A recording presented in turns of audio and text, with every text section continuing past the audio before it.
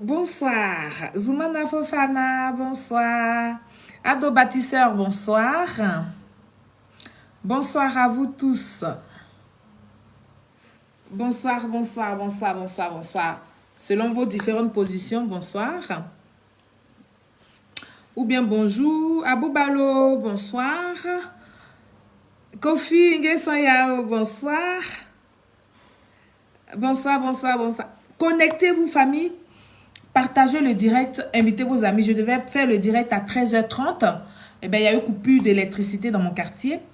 Et maintenant, c'est maintenant que le courant est arrivé. Donc, on va faire ce direct-là. Bipez-moi, Monsieur Bogasako. Mettez-le en commentaire. Mettez @ Monsieur Bogasako. Il faut l'inviter. Il faut inviter Monsieur Bogasako. On va lui parler. On va profiter pour sensibiliser le peuple de Côte d'Ivoire parce que c'est de ça qu'il s'agit. On a décidé de ne plus nous taire. Nous sommes dans la pré-campagne des présidentielles. Et donc, nous, notre rôle, c'est de pouvoir passer au peigne fin, n'est-ce pas? Tout ce qui s'est dit, tout ce qui se fait sur les réseaux sociaux. Mais surtout, sur l'actualité politique ivoirienne. Donc, je vous invite à partager le direct et à taguer vos amis, inviter les gens. Il faut taguer les gens pour que les gens se connectent pour regarder le direct, pour soutenir la page. Parce que oui, je suis encore dans ma position abiganaise. Donc du coup, ma page elle est restreinte. Il faut partager la vidéo et il faut inviter vos amis. Nous allons nous parler parce qu'il faut que nous nous parlons. On va profiter pour biper Monsieur Bogasako. Il faut biper Monsieur Bogasako. Il faut biper tous ceux... tous les gars, il faut biper tous ceux que vous connaissez comme opposants parce que je vais parler, mais surtout, biper ici en commentaire les membres du gouvernement que vous connaissez parce qu'il faut que ces membres du gouvernement-là nous écoutent. Voilà, ils nous écoutent, on sait qu'ils nous écoutent souvent, mais comme nous sommes en semaine et que, voilà, tout le monde est au bureau, ça travaille, j'aurais pu faire le direct un peu plus tôt à l'heure de la pause, mais comme je vous ai dit tantôt, il n'y avait pas d'électricité, l'électricité était coupée et donc je ne pouvais pas utiliser le Wi-Fi. On ne peut pas faire le direct avec la 4G ici en Côte d'Ivoire. La 4G ne connecte pas bien. Et donc, il fallait que j'attende que l'électricité arrive. L'électricité est arrivée. Je vous prie de partager massivement ce direct pour que nous puissions sauver des vies. C'est de ça qu'il s'agit. Voilà. Il faut biper tous ceux qui se cachent derrière des soi-disant sociétés civiles, des gens qui parlent au nom du peuple.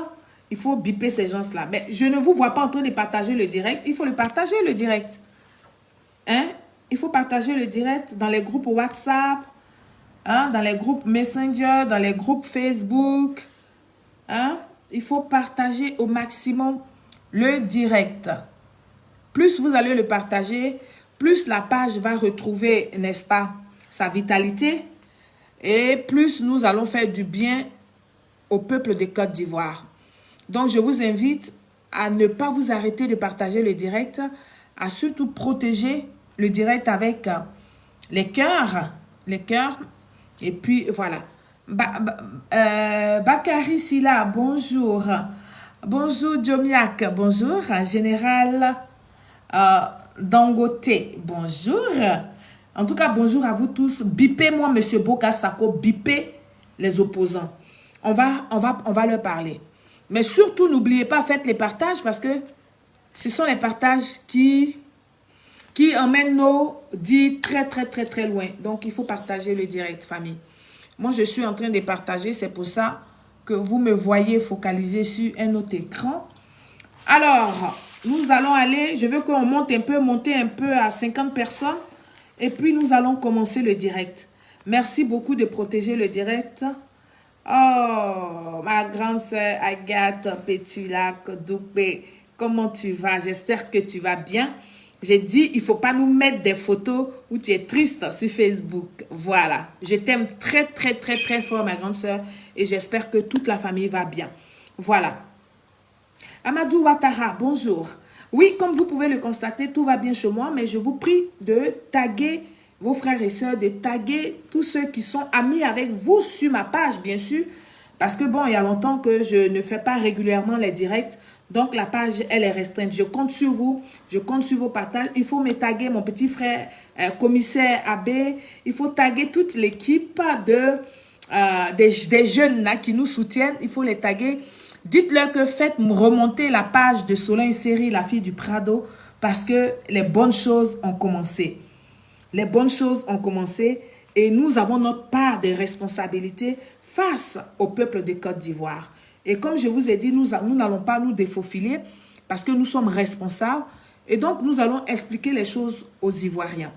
Donc, je voudrais ici que vous bipez, comme j'ai dit tout à l'heure, Monsieur Boga Sako.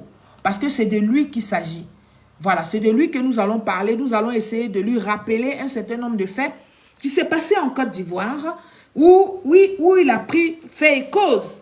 Et donc, aujourd'hui, ils ne vont pas nous tronquer l'histoire de la Côte d'Ivoire. Ils ne vont pas se comporter comme des gens qui ont été des victimes ou bien ils ne vont pas se comporter comme des gens qui supportent, sinon qui sont là pour les droits de l'homme et puis qui soutiennent bien évidemment le peuple de Côte d'Ivoire. Nous disons non parce que nous savons reconnaître ceux qui soutiennent vraiment le peuple de Côte d'Ivoire. Et c'est pour ça vous allez partager le direct. Faites monter le direct jusqu'à 50-100 personnes, s'il vous plaît. Parce que c'est important, cette vidéo-là, elle est très importante. Il faut taguer nos autorités compétentes. C'est de ça qu'il s'agit. Ma soeur Elisabeth Zanho, bonsoir. J'espère que tu vas bien. J'espère que tu vas bien. En tout cas, je te fais de grosses bises. Il faut me partager ce direct massivement. Il faut taguer nos frères Gore, nos frères, tous ceux qui se cachent sous des parapluies des sociétés civiles, si vous en connaissez, pourquoi pas Picheri Balé, ce groupe, les groupes des marmailleurs, là, il faut les taguer parce que nous allons leur parler. La Côte d'Ivoire, c'est notre Côte d'Ivoire. La Côte d'Ivoire nous appartient à nous tous et notre devoir en tant que citoyen, avant même d'être militant, mais en tant que citoyen, c'est d'être patriote. Et le patriotisme, c'est de défendre son pays. Le patriotisme, c'est de respecter les institutions de son pays. Donc, quand nous avons des soi-disant intellectuels qui se disent et qui se dédisent, il est de notre devoir de faire comprendre au peuple de Côte d'Ivoire que ces personnes-là ne sont plus crédibles. Et nous ne devons pas leur accorder de la considération. Nous ne devons pas leur accorder du crédit. Et c'est pour ça que je suis là cet après-midi, pour que nous puissions décortiquer l'émission qui a eu lieu sur LCI 360 le dimanche passé, c'est-à-dire avant-hier, où des personnalités politiques et aussi des journalistes, des gens de la société, de soi-disant société civile, sont intervenus sur cette émission-là, qui a été dirigée par Monsieur Ali Diarasouba, à qui je fais un clin d'œil d'ailleurs. Alors, nous allons parler de M. Boga Sako. Mamoun, je te salue depuis ta position. Nous allons parler de M. Boga Sako, mais surtout, nous allons l'interpeller. Nous allons lui dire que M. Boga Sako, il a peut-être une mémoire sélective. Bon, ça peut arriver, mais on va rappeler un certain nombre de faits. Et comme vous savez que les directs que moi, Solange Seri, je fais, ce sont des directs d'instruction, ce sont des directs d'information, ce sont des directs de déconstruction. Grand-Marie, bonsoir, merci. J'espère que vous allez bien. Il faut continuer de partager le direct et il faut inviter surtout vos amis que vous avez l'habitude de regarder les directs de Solange Seri avec eux. Il faut les taguer parce que, voilà, c'est important. Il faut que nous sachions où nous allons, qu'est-ce que nous faisons. Et donc, cet après-midi, je vais vous offrir du plaisir, rien que du plaisir. Pour ceux qui ne savent pas un certain nombre de choses, vous pouvez profiter pour prendre note. Et pour tous ceux qui savent, vous pouvez commenter. Mais dans la courtoisie, il faut employer des termes corrects. Il ne faut pas se jeter dans les injures parce que nous avons des arguments. Nous avons la VAR avec nous. Donc, on ne doit pas normalement traîner comme les autres dans la boue en insultant. Non, il faut il faut plutôt apporter la contradiction. Il faut apporter l'argumentation pour convaincre le peuple de Côte d'Ivoire qui nous regarde ici cet après-midi. Alors, comme vous le savez, je suis votre sœur amie, votre alliée. Je suis donc Solange Seri pour ceux qui me découvrent pour la première fois.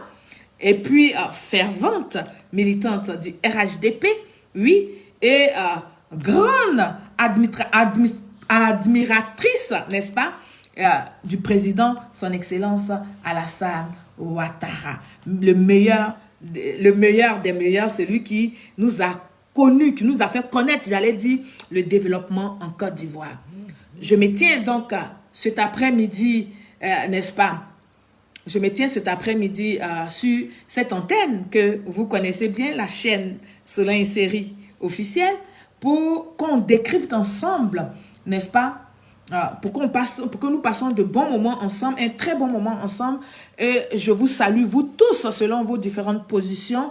Et que le bon Dieu que nous ne connaissons pas, que nous n'avons jamais vu, n'est-ce pas, nous accompagne dans cette émission de communication. Alors, la politique ivoirienne, que j'allais dire, la politique ivoirienne est gangrénée par des politiciens manipulateurs, des politiciens roublards. Il faut le dire, c'est le moment de le dire parce que le débat est ouvert et nous sommes en pré-campagne.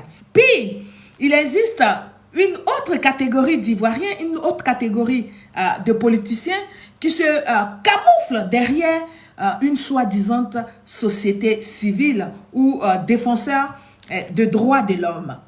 Alors, ce sont eux les plus dangereux. Oui, je vais dire ça comme ça. Ceux-là qui se cachent derrière le manteau des sociétés civiles, ceux-là même qui se cachent derrière le manteau des droits de l'homme, ceux-là, c'est des personnes dangereuses. Donc, je voudrais que vous bipez ici Monsieur Boga Sako. Ma vidéo donc de cet après-midi va se porter sur le décryptage, n'est-ce pas, de l'émission NCI 360 d'hier, d'avant-hier, je disais tantôt, qui a été animée par le talentueux journaliste Ali Diarasouba, n'est-ce pas, était divorce entre la CEDEAO et comment on appelle, l'AES. Et dans cette émission, était invité parmi d'autres un certain monsieur, docteur Boga Sako, se faisant passer donc pour une soi-disant défense de droits de l'homme. FBI, bonsoir. Une défense des droits de l'homme. Voilà.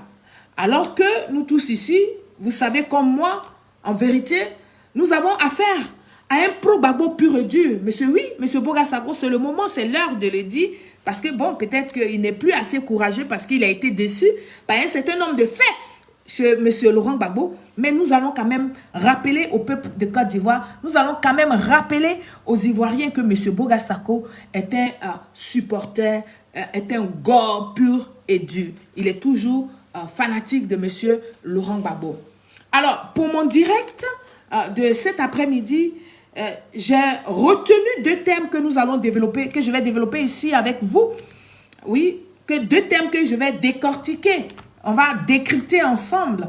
Et puis, vous allez comprendre mieux les interventions de Boga Sako d'hier et ses interventions d'aujourd'hui. Vous allez nous dire s'il est crédible, s'il peut avoir notre confiance en tant que défenseur des droits de l'homme. Mais bien avant de commencer mon développement et pour vous laisser le temps de faire le maximum donc de partage, le maximum d'invitations, je vais vous présenter l'introduction donc je vais vous présenter l'introduction de l'émission NCI 360 d'avant-hier avec le terme principal divorce entre la CEDEAO et l'AES. Chers Ivoiriens, peuple de Côte d'Ivoire, nous allons suivre ensemble cette petite vidéo qui va vous mettre un peu dans le bain, qui va vous donner un peu l'idée de ce que nous allons développer comme terme cet après-midi. Sur ce, nous allons suivre ensemble la vidéo. On va la suivre ensemble, chers Ivoiriens. On va suivre ensemble.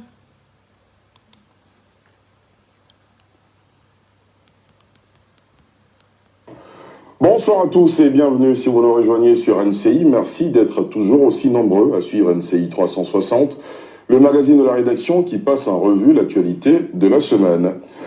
Une semaine marquée par une actualité sous-régionale bouillante, le 65e sommet de la CEDEAO, la communauté économique des États de l'Afrique de l'Ouest, qui s'est tenu aujourd'hui, dimanche 7 juillet à Abuja au Nigeria, Ce sommet de la CEDEAO se déroule après celui de l'Alliance des États du Sahel, AES, qui a débouché sur la création d'une confédération Burkina, Mali et Niger, qui s'est tenue la veille, hier samedi 6 juillet à Niamey. Deux sommets pour deux visions, semble-t-il, diamétralement opposées. Nous nous interrogeons donc ce soir, entre la CEDEAO et l'AES, le divorce est-il finalement consommé? Si oui, quelles en seront les conséquences pour les États et surtout pour les peuples? Quelles conséquences de la désintégration pour les peuples? Question que nous soumettrons évidemment à nos invités ce soir. Avec moi en plateau pour répondre justement à toutes ces questions et évoquer toutes ces problématiques, Sébastien Gueye-Apali, linguiste et expert en stratégie. Bonsoir Sébastien. Bonsoir. Bienvenue. Merci. Merci d'être là. Merci beaucoup. Docteur Bourassa Gervais, enseignant formateur, fondateur de la FIDO. Bonsoir et bienvenue. Bonsoir, cher ami. Merci d'être là. Je vous en prie. Merci beaucoup. Merci. Monsieur Ewodje Clément, vous êtes conseiller politique et écrivain. Bonsoir et bienvenue. Bonsoir, monsieur Aliderasso. Merci de votre présence. Merci. Merci beaucoup. Merci. C'est la première fois à NCI 360. Bien évidemment. On vous souhaite un bon baptême du feu. Merci beaucoup. Merci beaucoup. Professeur Arthur Banga, enseignant à l'université Félix Houphouët-Boigny, analyste politique, historien. Bonsoir et bienvenue. Merci. Tout va bien? Ouais, ça va, c'est un plaisir de revenir après quelques temps d'absence. Absolument, ça faisait un moment qu'on ne vous voyait pas. J'ai pas voulu parler d'infidélité, mais Non, ça faisait un moment qu'on ne vous voyait c'est pas. question d'emploi du temps. Ben, c'est parfait. Valentin Boungeng, journaliste, écrivain, éditorialiste, bonsoir et bienvenue. Bonsoir Ali. Tout va bien? Tranquillement, tranquille. Ben, parfait. Dans le meilleur des mondes, Landry Couillot, bonsoir et bienvenue. Bonsoir Ali. Landry Couillot, juriste, enseignant, formateur à l'ENA. Alors messieurs, je vous l'annonçais, les chefs des régimes militaires au pouvoir au Burkina, au Mali et au Niger ont signé hier le document qui fonde l'AES, l'Alliance des États du Sahel, et acte leur divorce avec la CEDEAO, la Communauté économique des États de l'Afrique de l'Ouest. C'était lors d'un sommet inédit à Niamey, la capitale nigérienne. C'est la traversée du Rubicon qui marque le divorce définitif avec la CEDEAO, comme nous le montre Pierre Dipomulin. On vous entendra sur ce sujet juste après ceci. Les régimes militaires au pouvoir au Burkina, au Mali et au Niger ont fait un pas de plus vers le divorce avec le reste du bloc ouest-africain en actant samedi la création d'une confédération entre les trois États lors du sommet inédit à Niamey.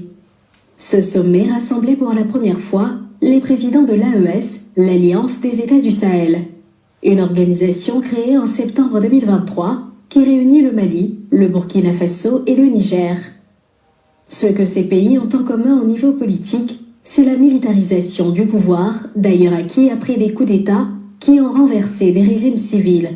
Nos peuples ont irrévocablement tourné le dos à la CEDEAO. Il nous appartient aujourd'hui de faire la confédération Alliance des États du Sahel. Une alternative à tout regroupement régional factice en construisant une communauté souveraine des peuples. L'Afrique, ce continent qui a tant souffert et qui continue de souffrir du fait des impérialistes. Ces impérialistes n'ont qu'un seul cliché en tête. L'Afrique est l'empire des esclaves. C'est comme ça qu'ils voient l'Afrique. Pour eux, les Africains les appartiennent. Nos terres les appartiennent. Nos sous-sols les appartiennent. Ils n'ont jamais pu changer de logiciel jusqu'à aujourd'hui. Je tiens à insister sur la notion d'espace commun pour saluer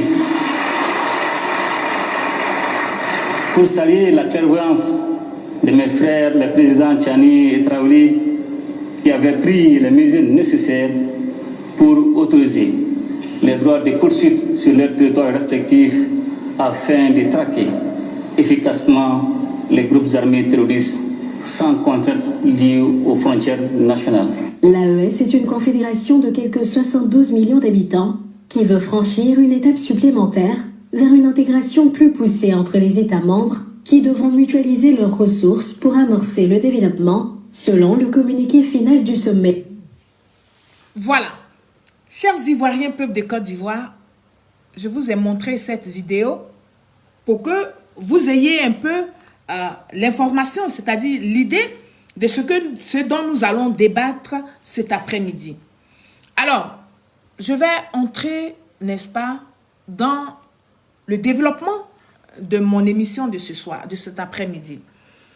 Alors, tout d'abord, je vous ai présenté la raison n'est-ce pas, pour laquelle je dis que M. Boga Sako est un pro-Gbagbo.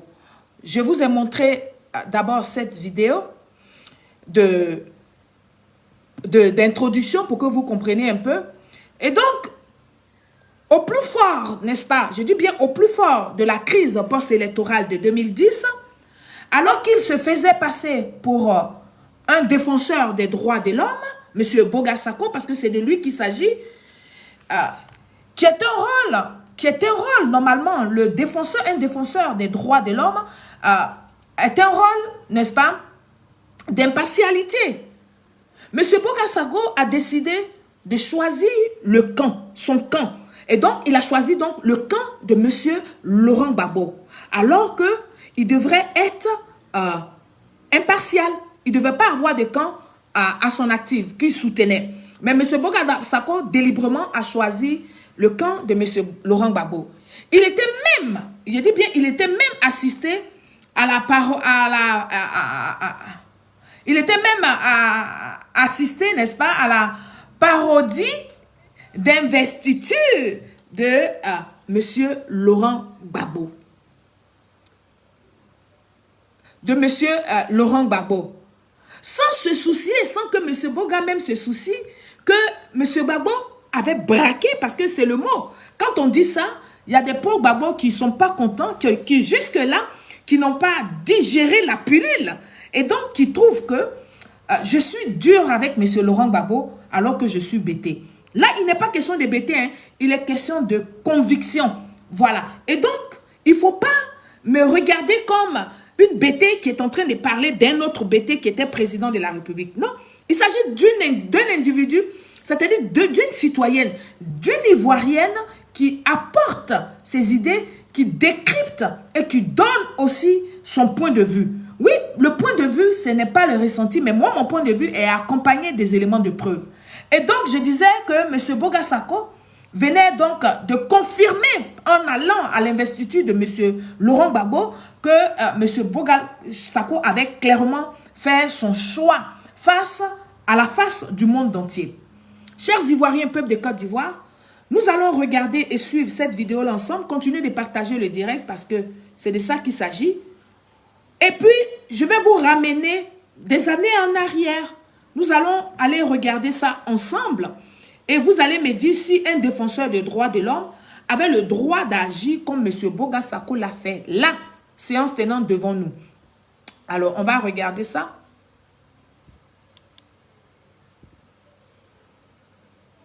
Deuxièmement, je voudrais remercier tous les parents, amis et connaissances qui n'ont arrêté de m'appeler pour me dire beaucoup de courage. Merci pour une prise de position peut-être qui leur a fait plaisir au palais présidentiel lors de l'investiture du président de la République, Laurent Gbagbo. Pause, M. Boga. Vous venez d'entendre, il dit plusieurs personnes l'ont appelé pour le féliciter, pour dire bravo, merci d'avoir pris position pour M. Laurent Gbagbo lorsqu'ils l'ont vu à l'investiture de M. Laurent Gbagbo. Ce ne sont pas mes propos, ce sont les propos de M. Boga Sako. Alors que quand il prenait cette position-là, M. Boga Sako était un défenseur des droits de l'homme. Chers Ivoiriens, nous allons revoir la vidéo, nous allons continuer de la regarder, cette vidéo-là, parce que c'est important. Il faut que les Ivoiriens comprennent. Deuxièmement, je voudrais remercier tous les parents, amis et connaissances qui n'ont arrêté de m'appeler pour me dire beaucoup de courage. Merci pour une prise de position peut-être qui leur a fait plaisir au palais présidentiel lors de l'investiture du président de la République, Laurent Gbagbo. Mais ce n'était pas que des félicitations. À côté de cela, peut-être que ça fait plaisir à beaucoup de gens, surtout peut-être très proches aussi du camp LMP, mais beaucoup de gens qui aiment leur pays, qui aiment la Côte d'Ivoire. Mais il y a eu aussi des amis qui m'appréciaient et qui m'admiraient, qui m'ont appelé pour dire, mais enfin, on pensait que tu étais neutre, et là, on voit que tu as pris position et tout. Pire, il y en a même qui ont appelé aussi pour menacer et tout cela. Je voudrais pouvoir dire ceci, chère madame.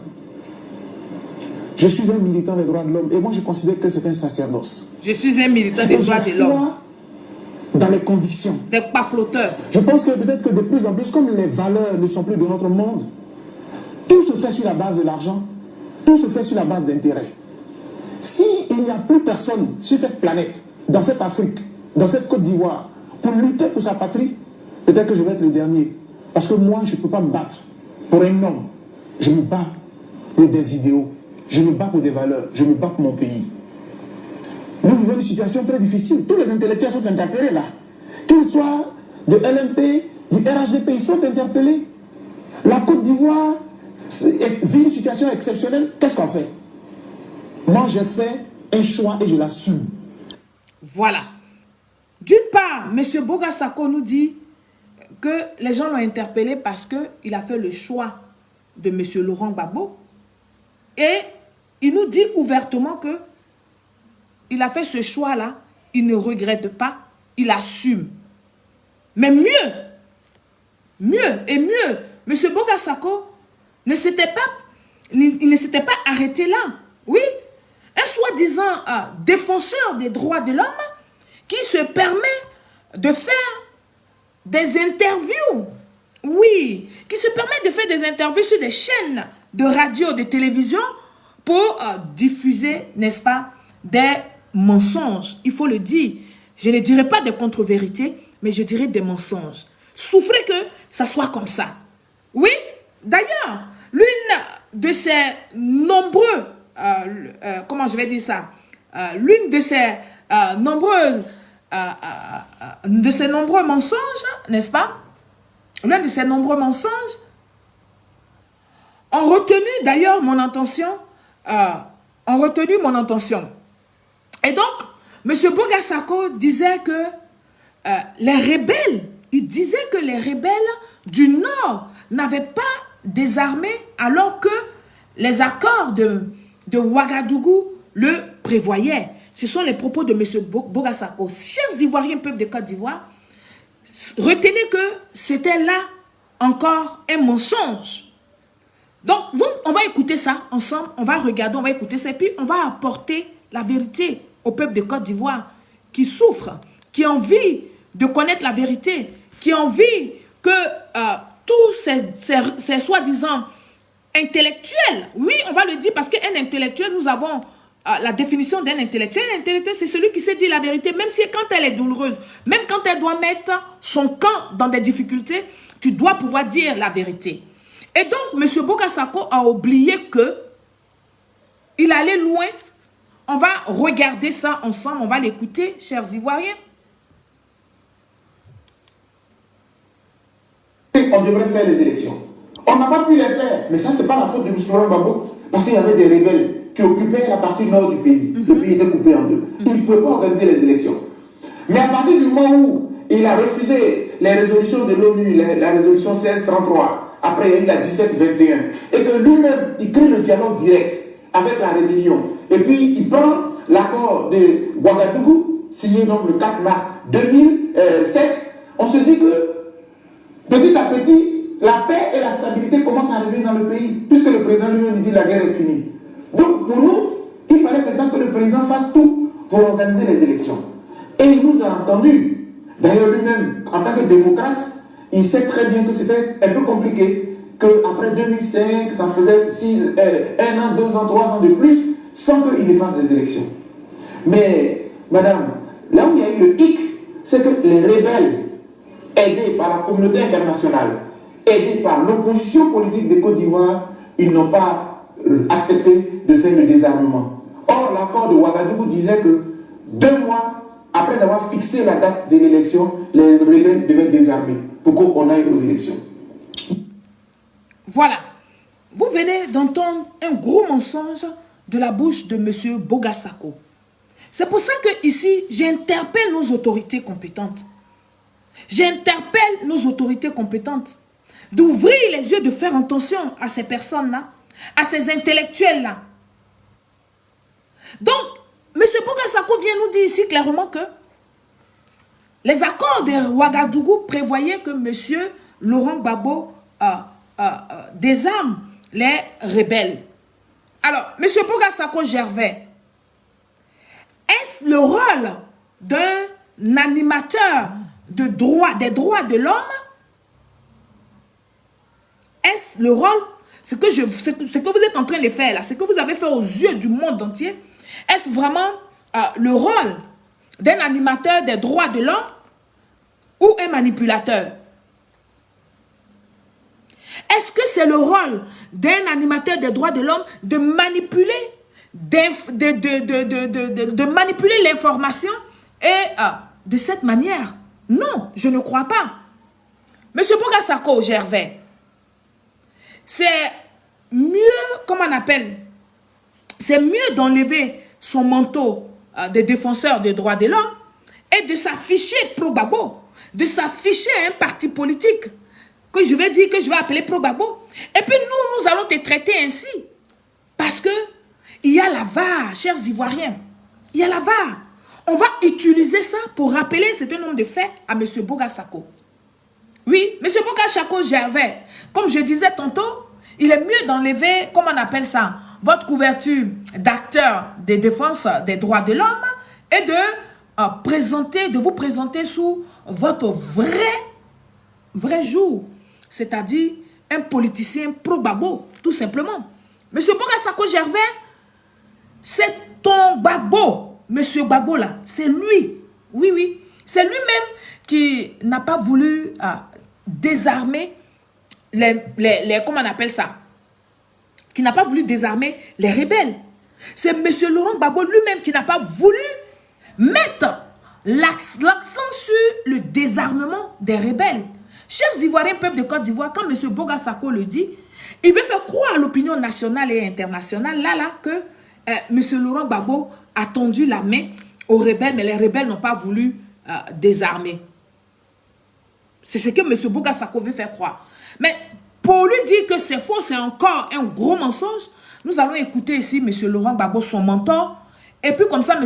Boga Sako va comprendre que M. Laurent Gbagbo ne voulait pas que les rebelles désarment. Parce que tout simplement, ça l'arrange. Il faut le dire, c'est malheureux de le dire, mais c'est ce qui est. Chers Ivoiriens, peuple de Côte d'Ivoire, nous allons voir ensemble cette vidéo. Vos partisans s'inquiètent, ils disent il ne faut pas aller aux élections tant qu'il n'y a pas le désarmement. Qu'est-ce que vous répondez à vos partisans qui disent cela? Nous sortons d'un grand trou noir et aujourd'hui, nous voyons le bout du tunnel. Nous voyons le bout du tunnel, nous voyons le jour. Nous sommes tranquilles, nous sommes heureux. Alors, on voit le bout du tunnel pour ce qui est peut-être du processus électoral. Est-ce qu'on voit le bout du tunnel pour ce qui est du désarmement? Mais c'est notre affaire. C'est notre affaire. Laissez-nous travailler. Laissez-nous travailler. Laissez-nous tranquilles. Laissez-nous tranquilles. Vous allez voir que nous allons aller aux élections tranquillement. Sans désarmement. Et c'est pourtant l'accord de Ouagadougou prévoyait qu'il y aurait d'abord le désarmement, ensuite l'élection. Laissez-nous travailler. C'est nous qui travaillons pour notre pays, dans notre intérêt. Nous savons ce que nous faisons. Je vous dis qu'il y aura élection sans guerre. C'est ça qui est important. Voilà. Monsieur Boga Sako, est-ce que vous n'étiez pas en Côte d'Ivoire quand M. Laurent Gbagbo tenait ces propos-là, pendant que le journaliste insistait, persistait, pour lui dire que les accords de Ouagadougou prévoient le désarmement avant d'aller aux élections? M. Laurent Gbagbo dit non, ils ne vont pas désarmer. Mais laissez-nous faire, c'est notre affaire, c'est notre pays, c'est nous qui allons aller, nous allons aller aux élections sans désarmement et il n'y aura pas de guerre. Monsieur Laurent Gbagbo nous a confirmé cela. Chers Ivoiriens, peuple de Côte d'Ivoire, on va revenir sur la vidéo parce que c'est important pour que vous compreniez un peu que ces gens-là, ils ne sont pas crédibles. Ils ne sont pas crédibles du tout. Et donc nous ne devons pas leur accorder même aucune importance à leurs propos parce que c'est des faux intellectuels. Je dis ça, je dis rien. On va regarder cette vidéo-là encore, chers Ivoiriens. On va suivre ça encore ensemble. Vos partisans s'inquiètent, ils disent il ne faut pas aller aux élections tant qu'il n'y a pas le désarmement. Qu'est-ce que vous répondez à vos partisans qui disent cela? Nous sortons d'un grand trou noir et aujourd'hui, nous voyons le bout du tunnel. Nous voyons le jour. Nous sommes tranquilles, nous sommes heureux. Alors, on voit le bout du tunnel pour ce qui est peut-être du processus électoral. Est-ce qu'on voit le bout du tunnel pour ce qui est du désarmement? C'est notre affaire. C'est notre affaire. Voilà. Laissez-nous travailler. laissez-nous tranquilles. Vous allez voir que nous allons aller aux élections tranquillement. Et c'est pourtant l'accord de Ouagadougou prévoyait qu'il y aurait d'abord le désarmement, ensuite l'élection. Laissez-nous travailler, c'est nous qui travaillons pour notre pays, dans notre intérêt. Nous savons ce que nous faisons. Je vous dis qu'il y aura élection sans guerre. C'est ça qui est important. Voilà. Chers Ivoiriens, continuez de partager le direct s'il vous plaît.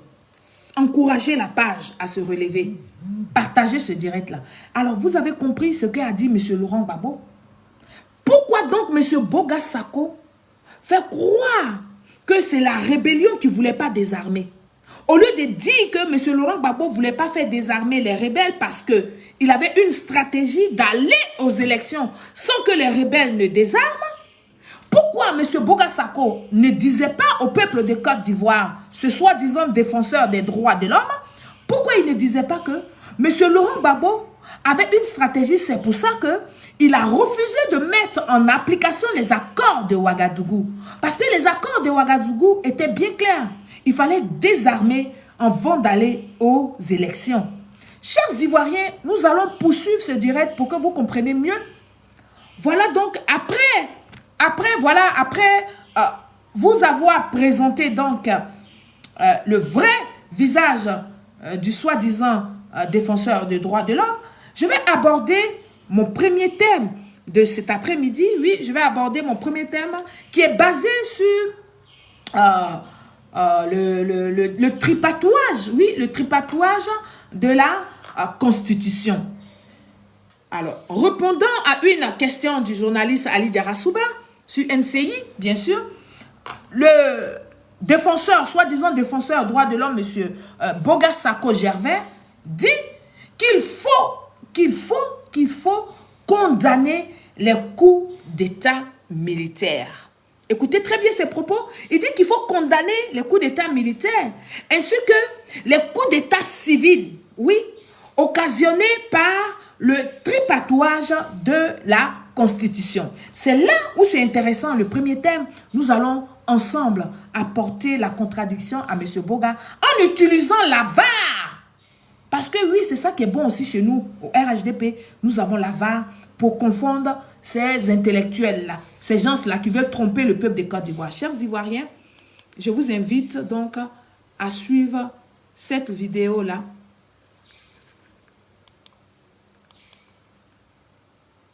Elle est où?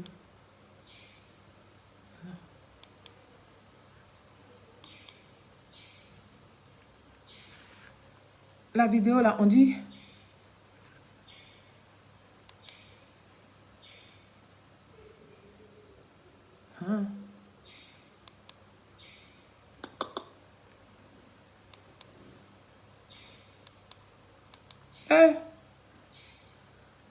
C'est écrit quoi encore? On dit qu'il faut payer encore pour jouer la vidéo là. C'est pas vrai.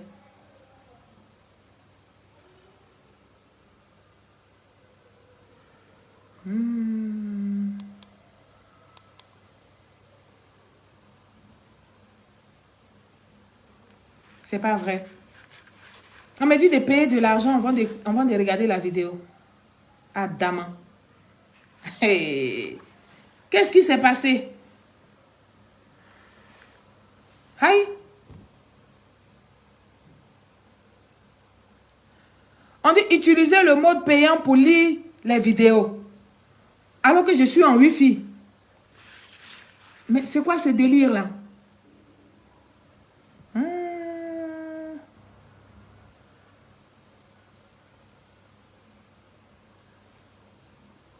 Eh bien. Ramatoula, et si tu es en ligne, essaie de me ramener la vidéo. Je vais voir si elle va passer. Parce que là, on me demande de payer de l'argent avant de la lire. Allô?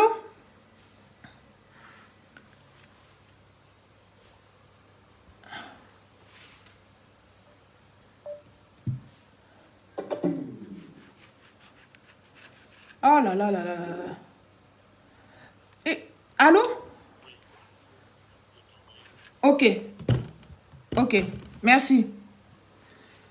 Comment Comment des gens peuvent... Comment on peut dire de payer les vidéos là?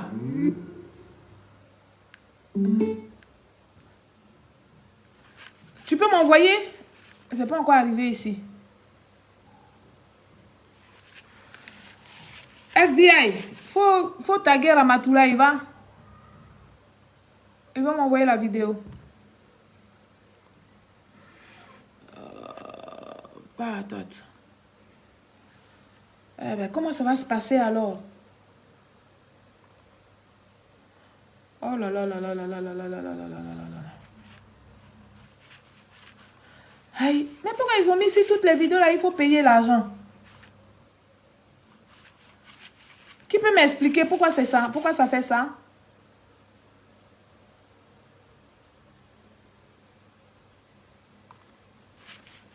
Oh là là là là là là. Attends.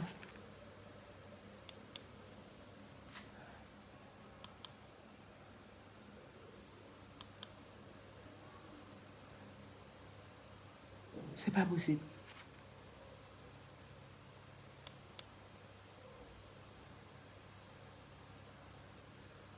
Attends, on voit cette vidéo-là. Non, ça c'est... Oh là là. Ça va chauffer, hein. Ben, c'est pas encore arrivé, hein. La vidéo Ramatoula, si tu l'as envoyée. Je sais pas si tu l'as envoyé. Oh, purée. On dit utiliser le mode payant pour lire les vidéos. Mais pourquoi ça fait ça? On a fait bien les... Tu peux me ramener la vidéo? Elle n'est pas arrivée. Ne quittez pas, chers Ivoiriens. Hein. Ils sont en train de faire sorcellerie sur ma page. Mes vidéos, on dit de payer l'argent pour lire mes vidéos. Les vidéos qui sont remplies sur Facebook, là.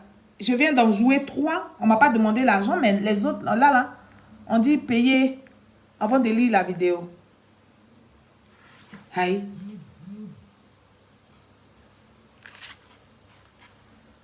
Oh, vraiment.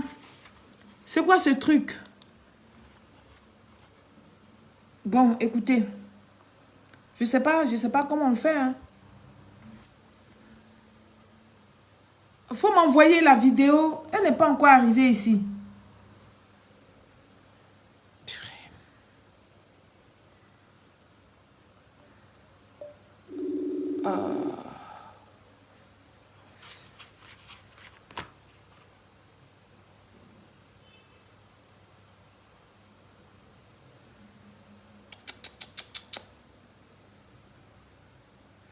Oh, mais je ne vais pas bâcler mon travail pour passer à une autre vidéo quand même. Oh. Après la vidéo de M. Laurent Gbagbo, toutes mes autres vidéos, là, ils ont mis dessus, il faut utiliser le mode payant pour lire les vidéos. Qui peut m'expliquer ce que ça veut dire? Est-ce que c'est normal que ça fasse ça? Attends, je vais aller voir la prochaine vidéo. La prochaine vidéo, elle apparaît là. Est-ce qu'elle parle? La prochaine vidéo. Bonjour. Oui, bonjour, mon cher ami. Vous venez de très loin de l'Italie pour participer. Alors, la prochaine vidéo parle, mais il faut me renvoyer l'autre vidéo là. Oh, vraiment. Oh, c'est pas vrai.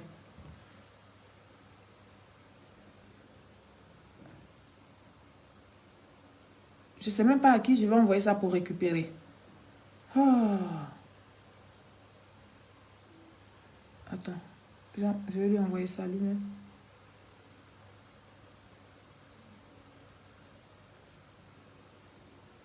Et puis je vais voir si... Tu vois? On dit impossible d'envoyer aussi. Impossible d'envoyer la vidéo. Je vais envoyer la vidéo à quelqu'un d'autre pour la récupérer. C'est pas vrai. Ok. On va essayer de faire ça.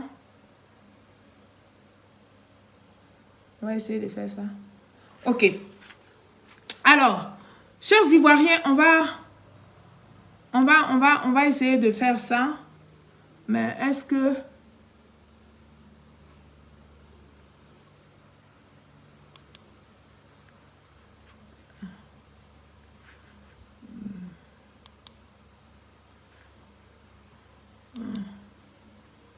3, 4. Voilà, c'est celle-là qui est absente. Ben, peut-être que je vais la présenter autrement. Hein. Alors, monsieur, avec cette actualité, la confédération AES qui est née hier, à Niamey au Niger, pour vous, sans équivoque, le divorce est consommé entre ces 3 pays de l'Afrique de l'Ouest et l'organisation sous-régionale. Docteur Boga Sako, réaction? Oui, merci. Merci. Moi, je voudrais faire une analyse en 2 ou 3 points. La première observation que je voudrais faire, je me demande si l'objet de ce débat ce soir, c'est de voir s'ils sont putschistes, élus et tout cela. Moi, je pense que ça, c'est pas à l'ordre du jour. Ce qui est, c'est qu'ils sont au pouvoir. Ils sont chefs d'État. Ils ne sont pas élus, mais ils sont au pouvoir. Maintenant, comment ils deviennent légitimes, comment on les enlève du pouvoir, comment ils partent du pouvoir, ça, c'est un autre débat. On est devant un fait, c'est qu'ils sont au pouvoir et ils ont décidé de créer une confédération. C'est ça la réalité aujourd'hui. Sinon, ce débat sur élu, on l'a déjà eu et on l'aura toujours. Moi, notre position ne changera pas. Nous qui sommes très, j'allais dire, attachés au texte et aux principes républicains. On connaît la base. Quiconque vient au pouvoir de façon antidémocratique, c'est à condamner. Et là-dessus, on peut gloser longtemps. Comme on peut les condamner, on les a toujours condamnés. Comme nous condamnons aussi ceux qui tripatouillent la Constitution pour se maintenir, qui contournent tout ça. Donc ça, c'est un long débat. Voilà. Voilà un monsieur qui dit qu'il condamne les putschistes, mais en même temps, il profite et puis il lance des pics. Il dit ceux qui tripatouillent la Constitution pour se maintenir au pouvoir ou pour faire plusieurs mandats. Chers Ivoiriens, peuple de Côte d'Ivoire, je tenais vraiment à vous montrer cette vidéo-là. Je ne voulais pas passer à une autre vidéo parce que ensemble, nous allons voir ici monsieur Boga Sako ensemble. Nous allons voir ça. Mais avant, j'ai retenu ce thème-là parce que monsieur Boga Sako a fait sciemment, oui, je vais dire, il a fait sciemment pour parler de la sorte. Oui, parce qu'il voulait lancer des pics à l'encontre du président de la République, son Excellence Alassane Ouattara, qu'il a passé son temps, lui-même, M. Boga Sako, qu'il a passé son temps à vilipender en 2020. Oui, il faut le dire. Et le dire, là, c'est ce qui est, c'est ce qui s'est passé. Il faut que les Ivoiriens sachent ce qui s'est passé. Certains Ivoiriens ne savent pas. Oui, M. Boga Sako a pris son temps pour vilipender le président de la République, son Excellence Alassane Ouattara, en 2020, lors des élections présidentielles. Boga Sako faisait, je dis bien faisait, des meetings, de meeting en meeting pour expliquer que la Constitution, n'est-ce pas, la Constitution ne permettait pas au président de la République, son Excellence Alassane Ouattara, de briguer un autre mandat. Pour que nous soyons donc au même niveau d'information, nous allons voir et entendre, écouter cette vidéo de M. Boga Sako. Comme ça, nous allons avancer pour apporter la contradiction à M. Boga Sako. Comme je disais, je dis ce qui est bien au RHDP, nous avons la VAR. Donc, personne ne peut, n'est-ce pas, troquer l'histoire de la Côte d'Ivoire. Chers Ivoiriens, peuple de Côte d'Ivoire, nous allons écouter ça ensemble. Boga Sako, bonjour. Oui, bonjour, cher ami. Vous venez de très loin de l'Italie pour participer à cette manifestation des Ivoiriens. Vous-même, vous êtes Ivoirien.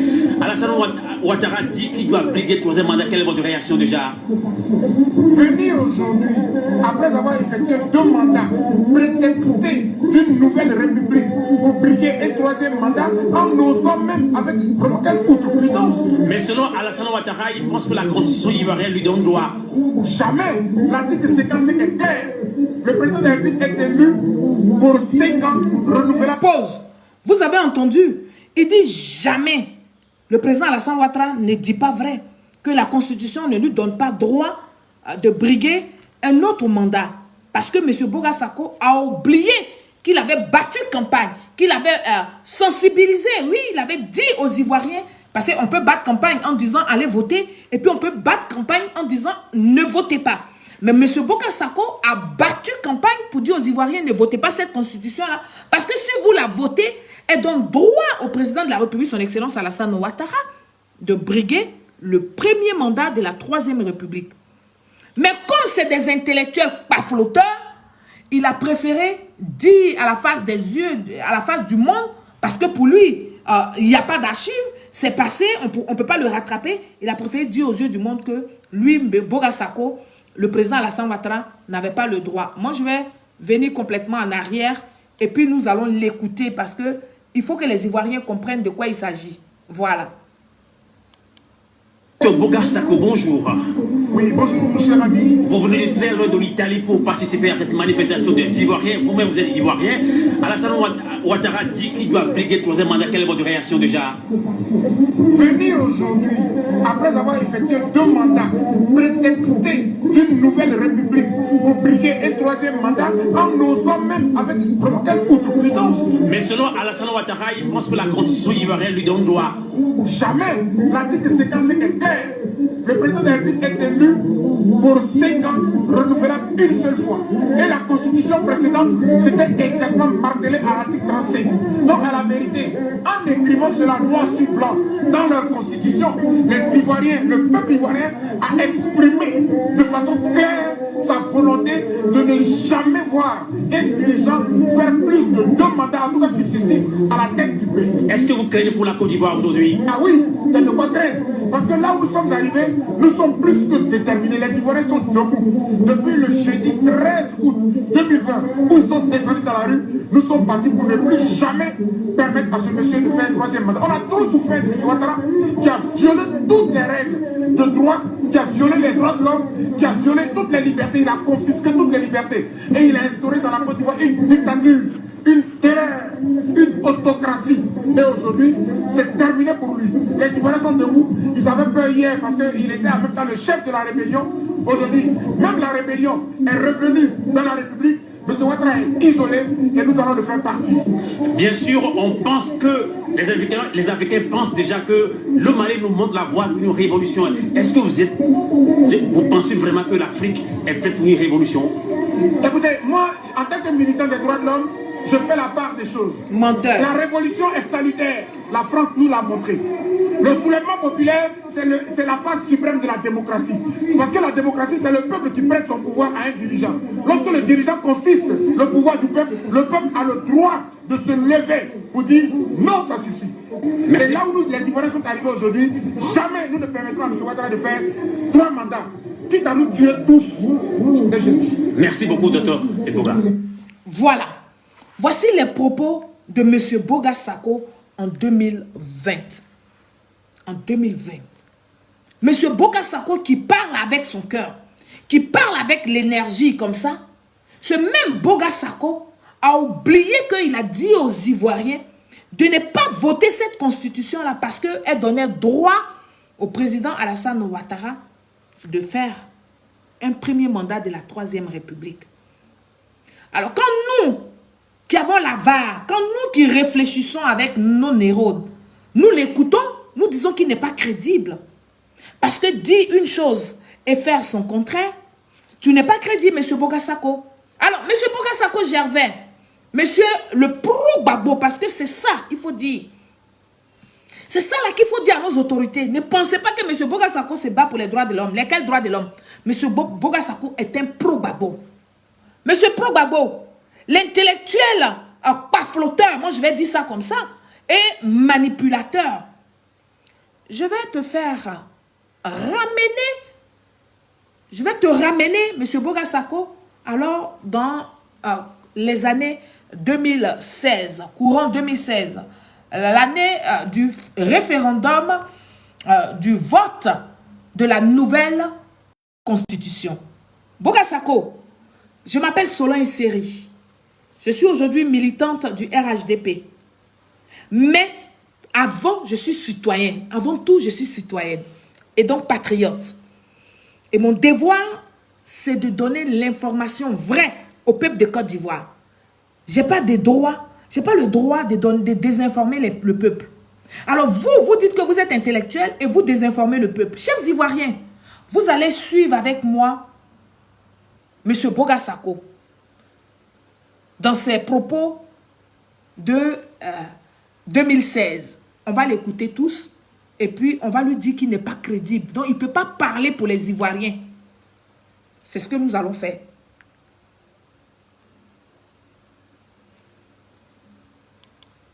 Mais M. Ouattara, il finit le texte. Et carrément, à l'article 179, il a été noir sur blanc. Mais comme nous sommes là pour analyser le texte, il ne faut pas que nous parlions dans le vent. Vous me permettrez de lire cet article 179, si vous êtes bien d'accord. Allez-y. Très bien. Alors, voici ce que dit l'article 179. Pour que les auditeurs, on soit bien d'accord sur, c'est une aberration totale. C'est l'article 179, on est dans donc, c'est le titre 15 de la révision constitutionnelle. Et puis, voilà, chapitre 1 de la procédure de révision. Bon, ça, on a évoqué la procédure de révision. Donc, l'article 179 dit, aucune procédure, pardon, 179, très bien. Le président de la République en exercice, à la date de promulgation de la présente constitution, nomme le vice-président de la République.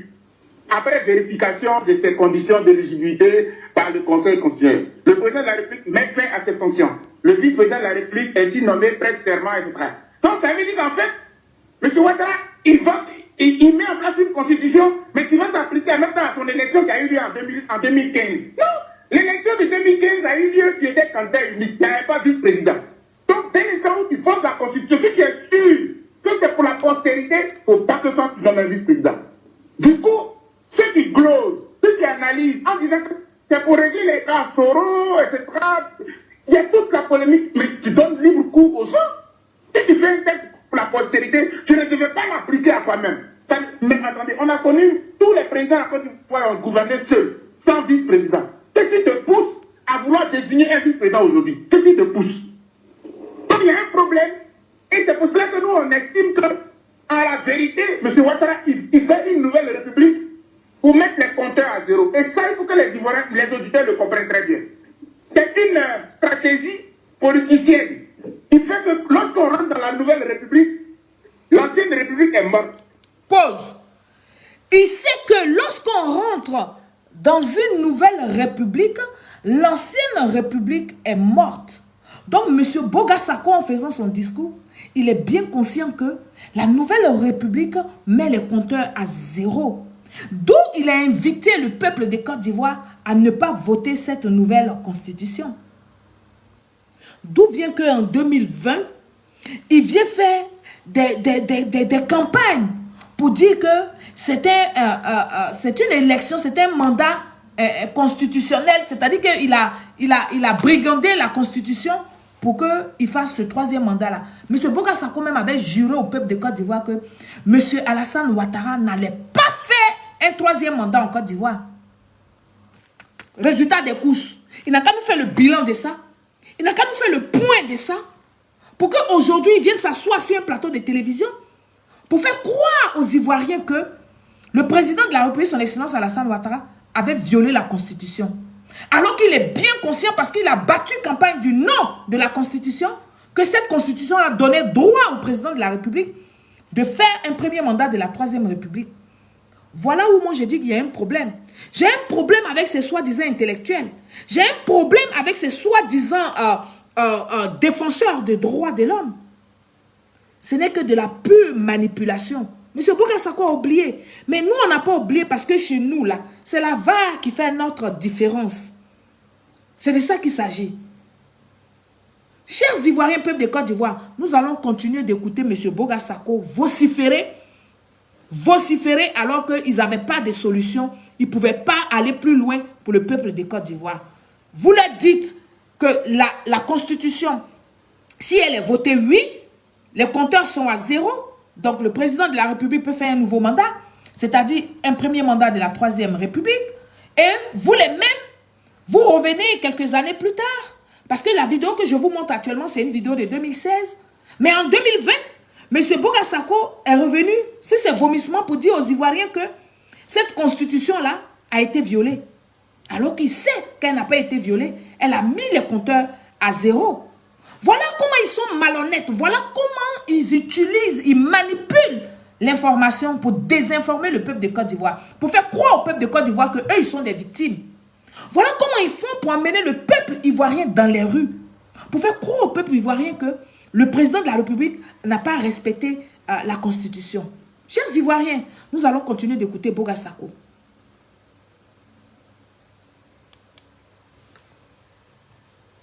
L'ancienne République est morte. Donc si M. Ouattara est candidat, c'est comme s'il était candidat nouvellement. C'est comme si on recommence à zéro. Ah bon? C'est une duplicité stratégique, mais que beaucoup ont utilisée. Elle a été utilisée au Burundi avec le président Pierre Nkurunziza. Et puis elle a été utilisée aussi au Rwanda avec Paul Kagame.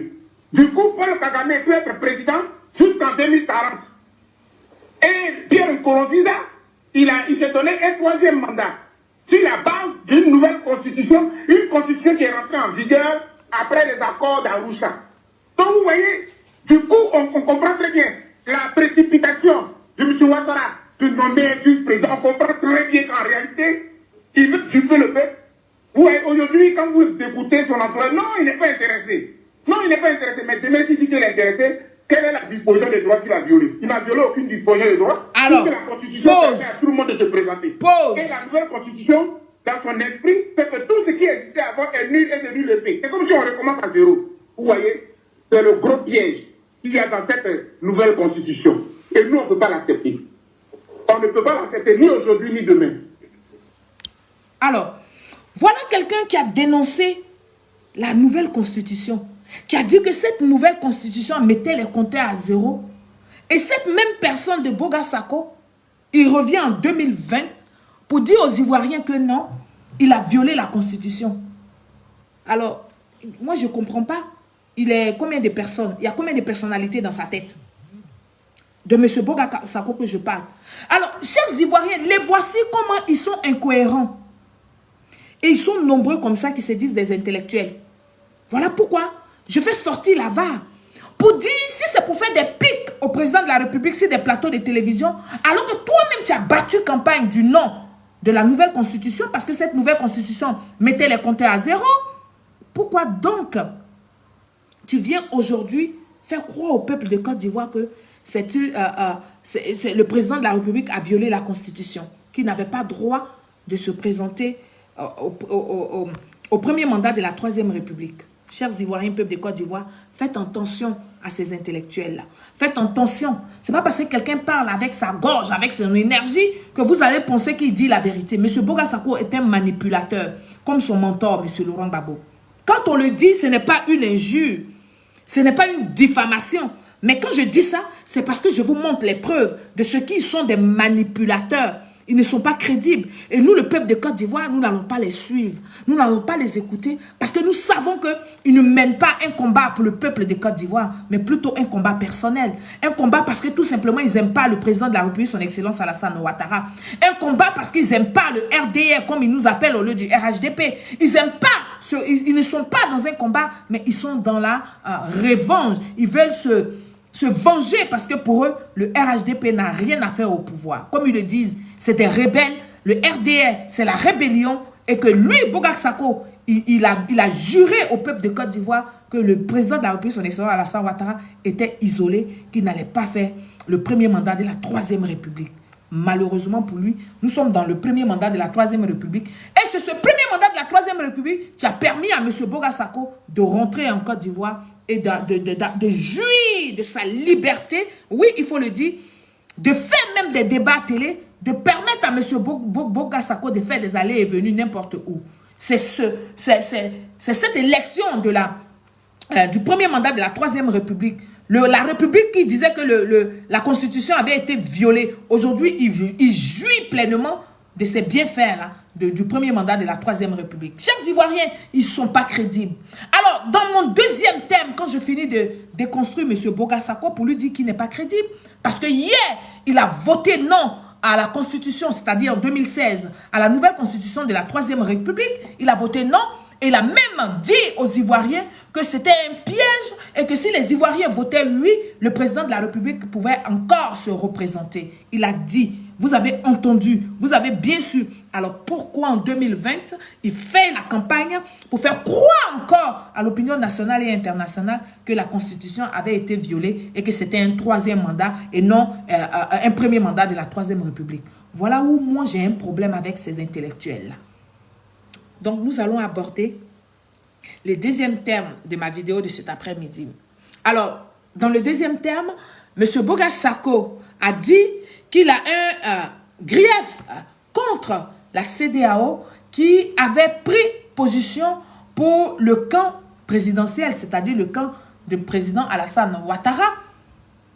M. Boga Sako, Gervais, venait une fois de plus, oui, une fois de plus, nous montrer son côté opposant, son côté pro-Gbagbo. Oui, c'est de ça qu'il s'agit. C'est dommage pour un défenseur des droits de l'homme, un soi-disant défenseur des droits de l'homme, c'est vraiment dommage, oui, de manipuler l'information, de désinformer le peuple de Côte d'Ivoire. Chers Ivoiriens, nous allons suivre ensemble cette vidéo de M. Boga Sako et puis nous allons, cette intervention de M. Boga Sako sur la chaîne NCI 360 et puis nous allons avancer. On va ensemble écouter cette vidéo-là.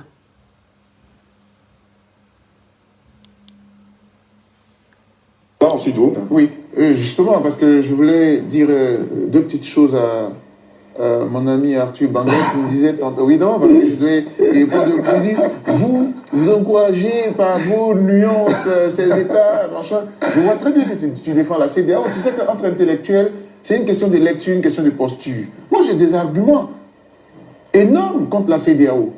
Il y a ces griefs-là que j'ai considéré toujours que c'est une organisation qui n'est pas cohérente, qui n'est pas logique. Comme toi d'ailleurs, tu n'es pas cohérent, tu n'es pas logique. Des positions à géométrie variable. Un exemple, s'il te plaît. Non, mais par exemple sur la Côte d'Ivoire. Moi, j'étais jusqu'à la CEDEAO pour porter plainte le 24 décembre 2010. Parce que la CEDEAO s'était réunie, avait décidé d'envoyer dans mon pays les Comores. Le Libéria, c'est pas un pays. Non, mais pardon. La Gambie, c'est pas un pays. Non, mais tu m'as posé la question. C'est pas un pays. Non, alors, je réponds. Je l'ai fait pourquoi? Parce qu'il y a eu une crise. Il y a eu une crise dans mon pays et la CEDEAO avait pu pas pareille position. Voilà. Monsieur Boga Sako, les voici. Ceux qui traitent, lui, un Boga Sako, comme ça, il peut traiter la CEDEAO d'organes non crédibles. Lui qui disait qu'il était défenseur des droits de l'homme. Alors lui, ces droits de l'homme qu'il défendait là, c'était que les pro-Gbagbo.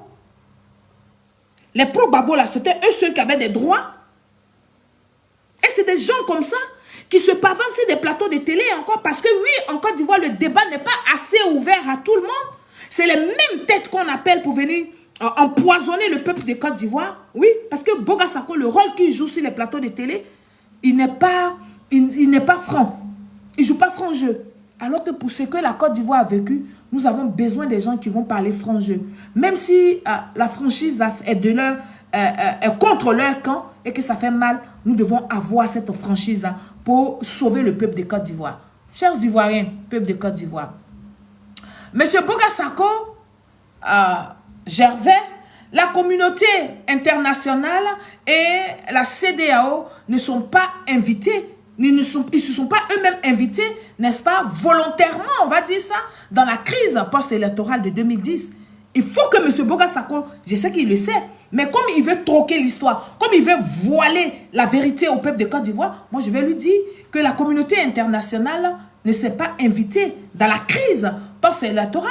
M. Boga Sako, Gervais, après s'être fait investir d'abord rapidement par le Conseil constitutionnel, c'est bien M. Laurent Gbagbo lui-même qui a invité, n'est-ce pas, la communauté internationale et la CEDEAO, n'est-ce pas, l'UEMOA, etc., à venir regarder la situation qui prévalait en Côte d'Ivoire sur la crise post-électorale. Ce n'est pas le président Alassane Ouattara qui les a appelés, ce n'est pas non plus la CEDEAO et consorts qui se sont invités dans notre histoire, dans notre palabre de crise post-électorale, chers Ivoiriens. Oui, M. Gbagbo, M. Boga Sako, le soi-disant génie politique, M. Gbagbo, le génie politique, venait à travers, n'est-ce pas, de ce communiqué qu'il a pondu, venait de faire une grosse erreur politique. Oui, cette faute, une grosse faute politique, politicienne, oui, débutait, c'est là qu'a débuté vraiment nos problèmes. Oui, ne s'est jamais vu nulle part ailleurs. C'est que M. Laurent Gbagbo venait de faire. Inviter, c'est-à-dire après ton investiture, inviter des gens, inviter des panels de ceci, de cela, à venir statuer sur la crise post-électorale. Et donc, pourquoi donc tu t'es fait investir? Parce que la Constitution nous dit, comment on appelle ça? Après ton investiture, là, tu ne peux pas faire recours, tu ne peux rien, parce que personne n'est au-dessus du Conseil constitutionnel. Quand une fois le Conseil constitutionnel a validé ton affaire et tu as investi, le débat, il est clos. Mais est-ce que M. Laurent Gbagbo ne savait pas ça? M. Laurent Gbagbo savait ça, mais néanmoins, il a appelé tous ces panels-là à venir s'ingérer, oui, dans notre affaire de crise électorale. Chers Ivoiriens, peuple de Côte d'Ivoire, on va écouter ici les propos de M. Laurent Gbagbo pour que M. Boga Sako sache que ce n'est pas la CEDEAO qui est venue s'ingérer dans nos problèmes, dans nos crises post-électorales. C'est plutôt M. Laurent Gbagbo qui les a invités.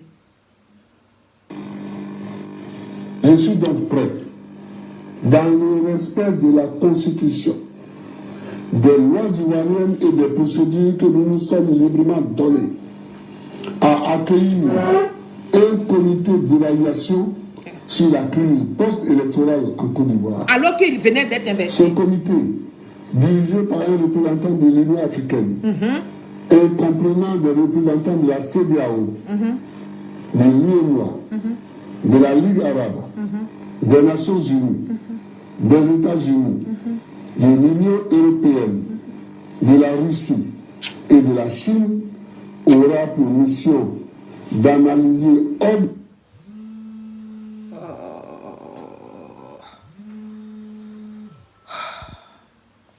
Je suis en direct. Je suis en direct. Je suis en direct.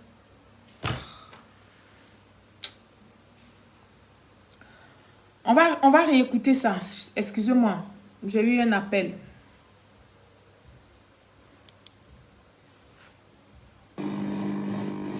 Je suis donc prêt, dans le respect de la Constitution, des lois ivoiriennes et des procédures que nous nous sommes librement données, à accueillir un comité d'évaluation sur la crise post-électorale en Côte d'Ivoire. Ce comité, dirigé par un représentant de l'Union africaine et comprenant des représentants de la CEDEAO, de l'UEMOA, de la Ligue arabe, des Nations unies, des États-Unis, de l'Union européenne, de la Russie et de la Chine, aura pour mission d'analyser objectivement les faits et le processus électoral pour un règlement pacifique de la crise.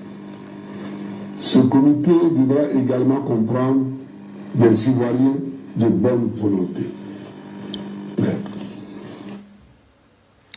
Voilà ça. Voilà donc l'erreur que M. Laurent Gbagbo venait de commettre. Parce que quand on finit de faire ton investiture, tu n'as plus à appeler des panels, tu n'as plus à appeler d'autres pays à venir regarder la situation qui est la crise post-électorale. Mais pourquoi il a fait? Il a fait parce qu'il voulait montrer aux yeux de tout le monde que lui, c'est un homme bon, c'est un homme qui n'aime pas les problèmes, c'est un homme qui n'aime pas les palabres. Mais dans le fond, ce qu'il n'a pas dit au peuple de Côte d'Ivoire, c'est qu'il ne voulait pas que le peuple de Côte d'Ivoire découvre, c'est qu'il était incompétent. C'est qu'il ne savait pas vraiment ce qu'il devait faire, n'est-ce pas? Ce qu'il devait faire, n'est-ce pas, après son investiture. C'est de ça qu'il s'agit, chers Ivoiriens. Monsieur Boga Sako, je vais te présenter ici, n'est-ce pas, encore une autre vidéo dans laquelle ton mentor, monsieur Laurent Gbagbo, insiste sur la formation du panel, n'est-ce pas, du panel des chefs d'État de la CEDEAO. Oui, oui. C'est M. Laurent Gbagbo qui a invité les chefs. Il dit qu'il faut qu'il y ait un panel des chefs d'État de la CEDEAO dans le but de trancher sur la vérité des urnes. C'est ce que M. Laurent Gbagbo... Mais est-ce que ça, c'est mis dans notre constitution? Que dit la constitution ivoirienne? Voici les questions que vous, les soi-disant intellectuels, c'était cette question-là que vous devez poser à M. Laurent Gbagbo. Vous ne l'avez pas fait. Vous l'avez soutenu bec le on, croyant que vous étiez dans la vérité et que vous allez remporter cette bataille-là. Voilà tout simplement. Comment vous avez induit le peuple de Côte d'Ivoire en erreur. Alors qu'en vérité, qu'il avait été déjà, je dis bien déjà investi par le Conseil constitutionnel.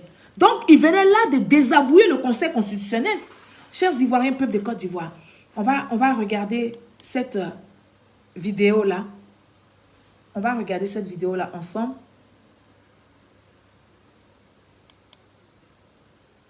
Voilà.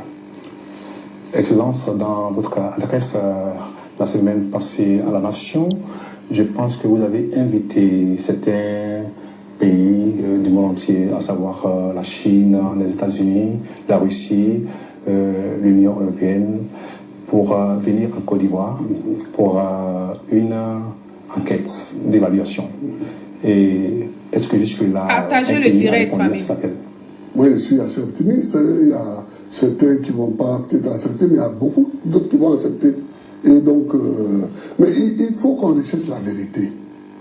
Parce que les gens s'excitent parce qu'ils ne veulent pas la vérité.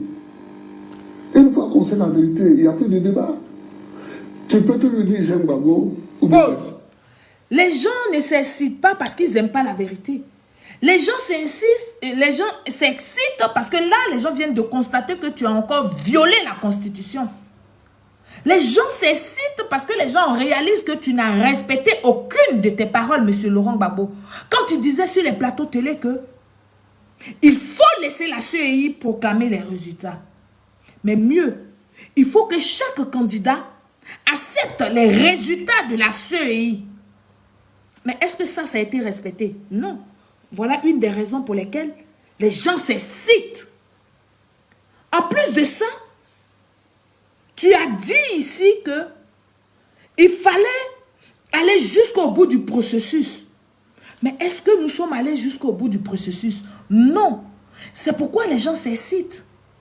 Tu as encore dit, M. Laurent Gbagbo, tu as encore dit que tu es investi par le Conseil constitutionnel et que le Conseil constitutionnel avait bouclé cette affaire des élections. Donc les gens s'excitent parce qu'ils sont surpris que, après que tu aies fait tous ces discours, tu sois toi-même allé chercher des panels pour venir statuer sur la crise post-électorale. Voilà tant d'incohérences qui excitaient le peuple de Côte d'Ivoire à comprendre. Mais à quelle fin? Pourquoi tu te comportes comme ça? Pourquoi tu te dis et tu te dédies? Tout simplement. Mais on ne s'excitait pas parce qu'on ne veut pas la vérité. C'est faux, bien au contraire. Chers Ivoiriens, on va continuer d'écouter M. Laurent Gbagbo et puis on va apporter la lumière aux Ivoiriens. Gbagbo, ça c'est ton problème, c'est ton appréciation. Tu aimes Gbagbo, c'est ton appréciation. Tu n'aimes pas Gbagbo, c'est ton appréciation.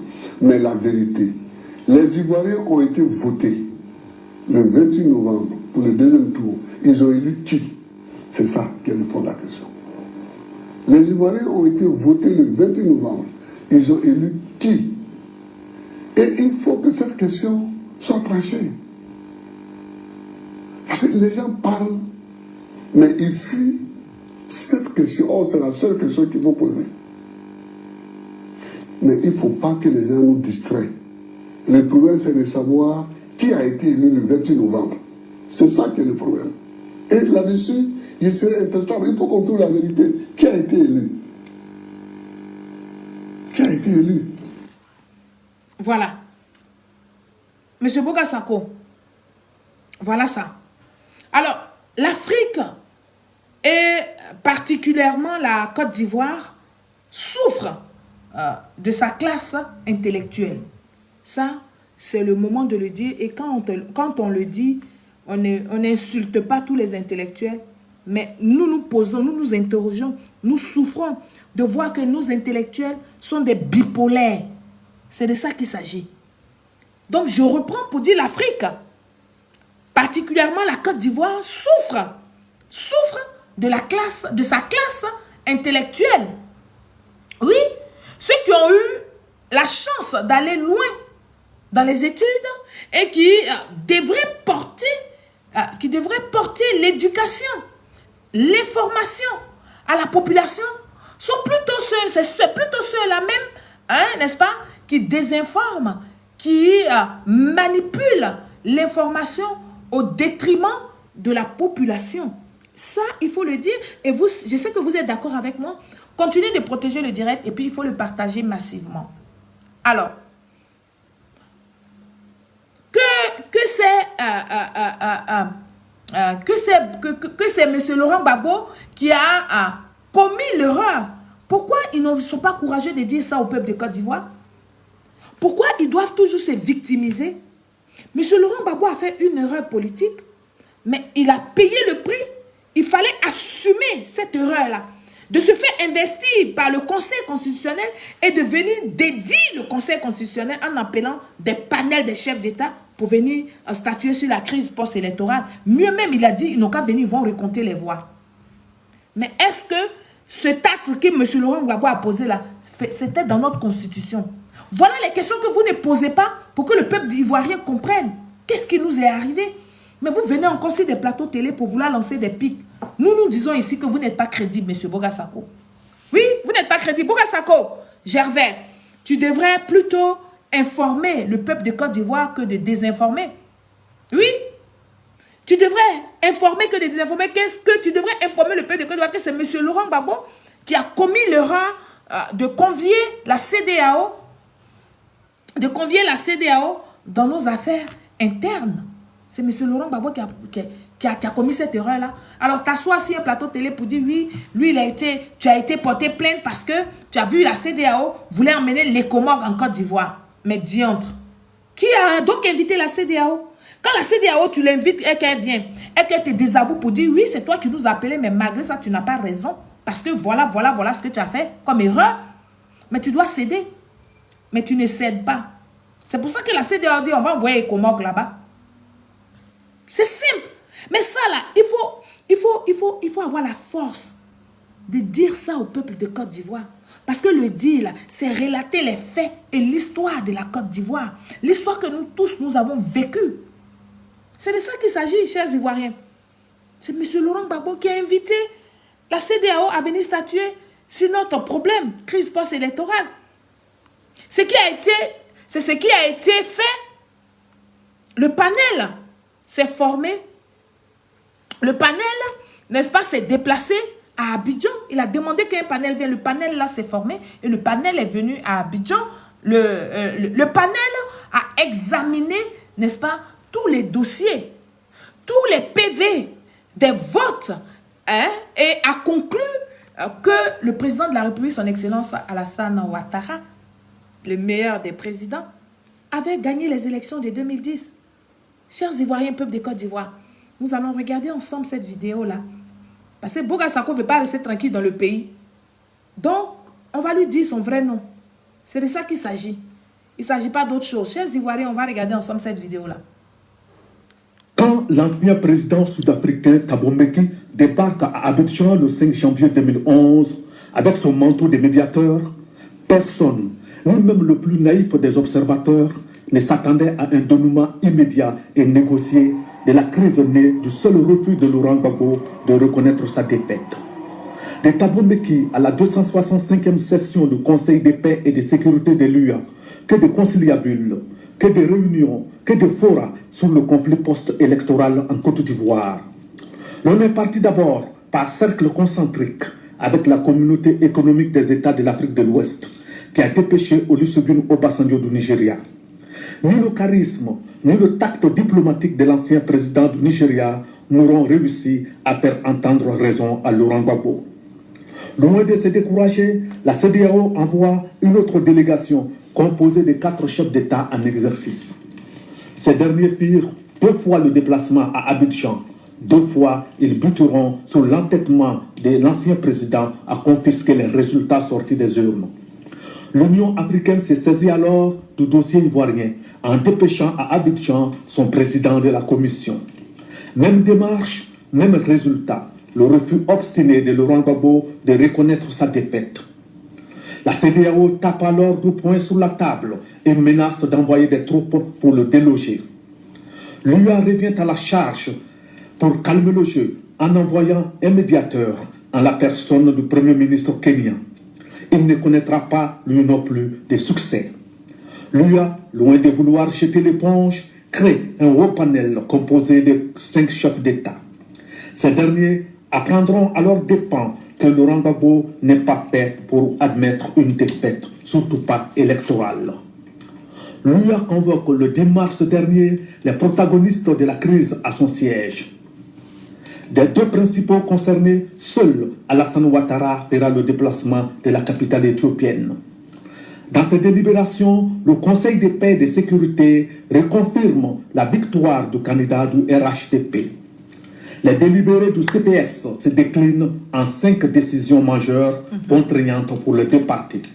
Lui a donné 2 semaines pour voir ces décisions appliquées, dont le transfert total du pouvoir de Laurent Gbagbo à Alassane Ouattara. Chers Ivoiriens, peuple de Côte d'Ivoire, dites à M. Boga Sako, tout ce que M. Laurent Gbagbo a appelé pour venir regarder, pour venir statuer sur la crise post-électorale, lui ont donné tort, à tour de rôle.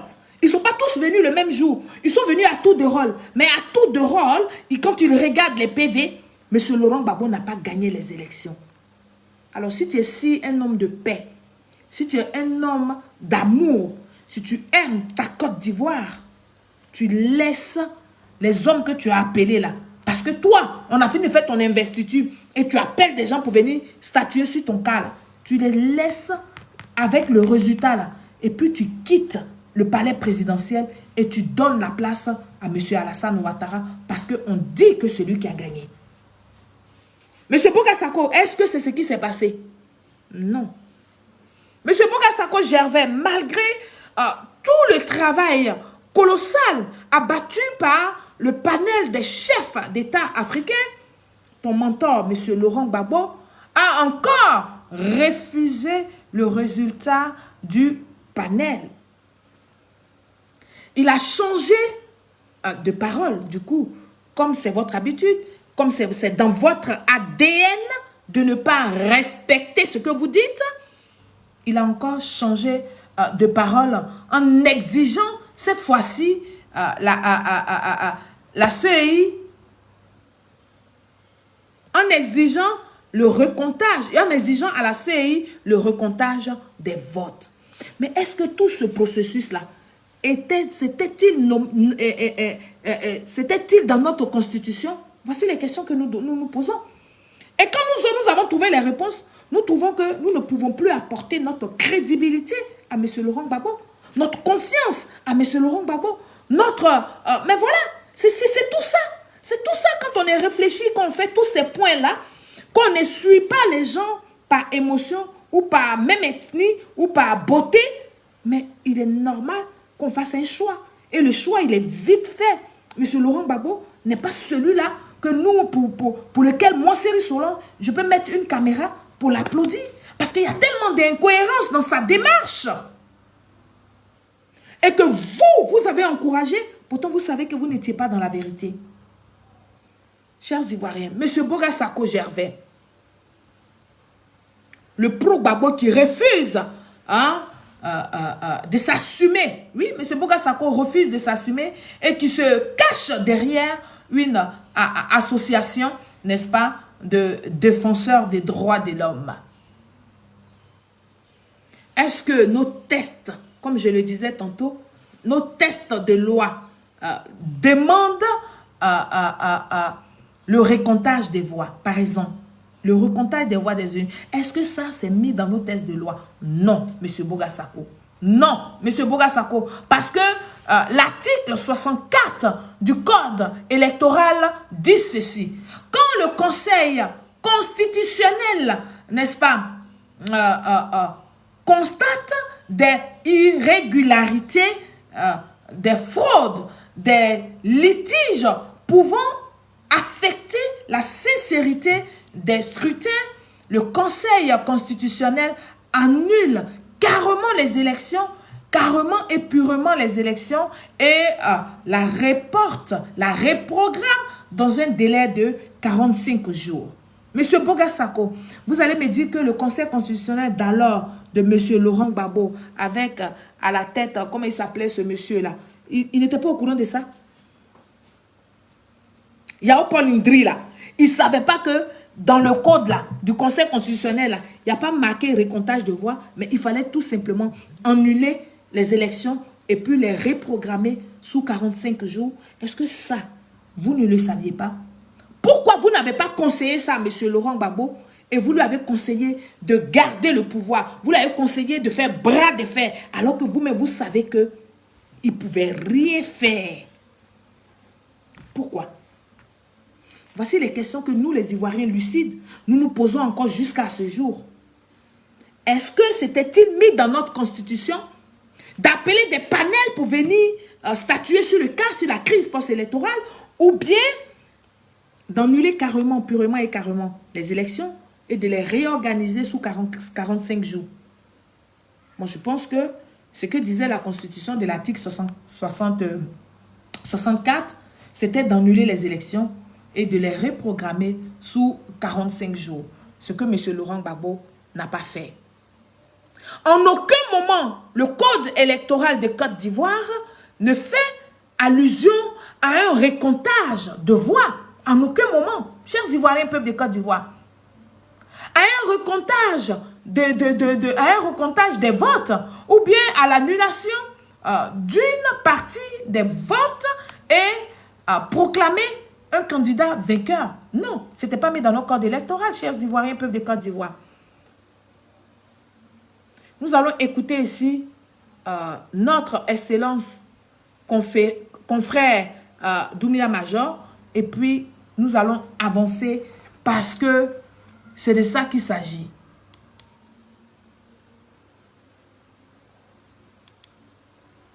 On va écouter ici Doumbia Major.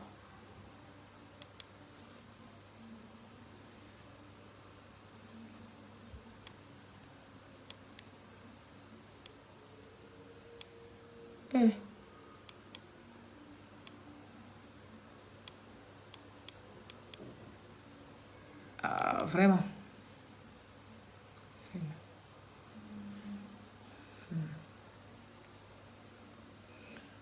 Ramatoulaye, tu peux me ramener la dernière vidéo là? Elle rame. On dit de payer encore l'argent.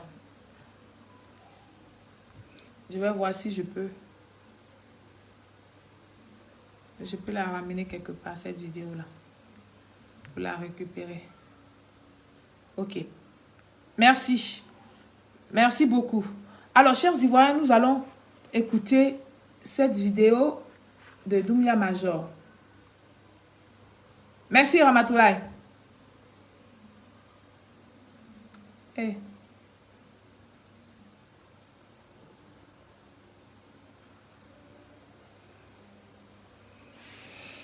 Elle fait pareil.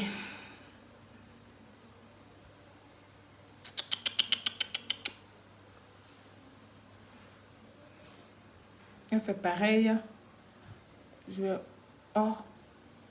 Mais pourquoi je ne peux pas même les envoyer quelque part, les vidéos là? Oh, c'est incroyable. On va regarder ça. On va voir. Il faut qu'elle marche. Elle ne marche pas.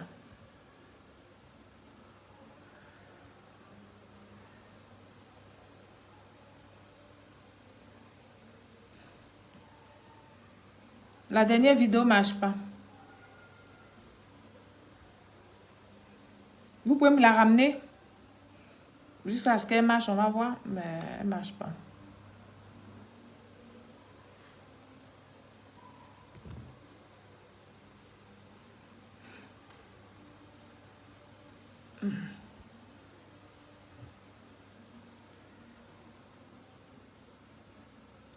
Mais...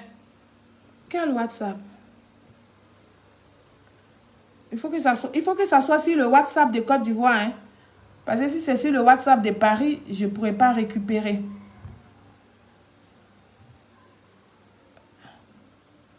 Faut m'envoyer ça sur le WhatsApp de Côte d'Ivoire.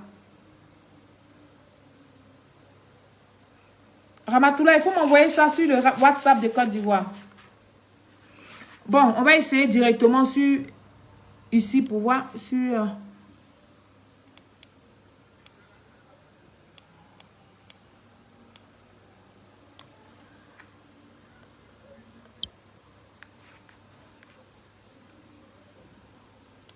Et un pas de son.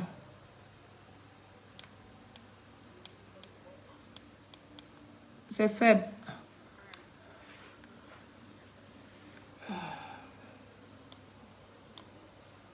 Elle marche sur l'ordinateur, mais c'est faible, on n'entend pas.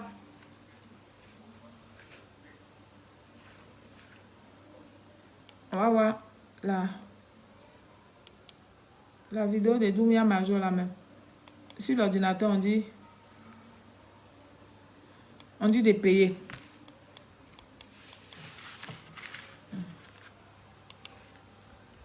Faut m'envoyer ça sur WhatsApp maintenant. WhatsApp de Côte d'Ivoire.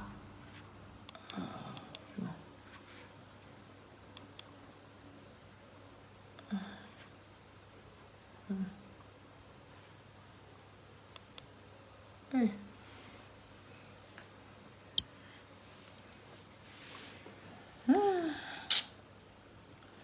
Oh.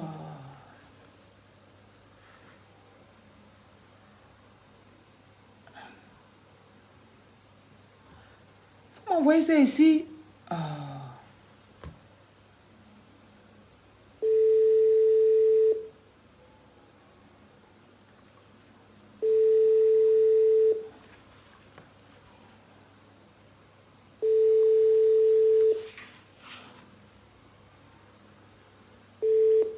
Faut m'envoyer ça ici, s'il te plaît. Faut m'envoyer ça ici, sur ce numéro-là. Aïe.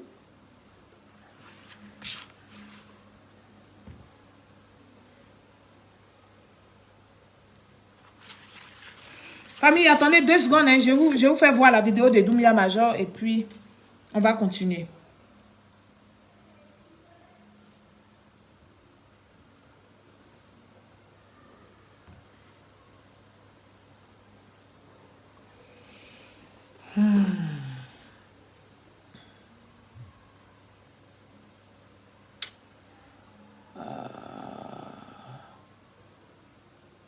Vraiment.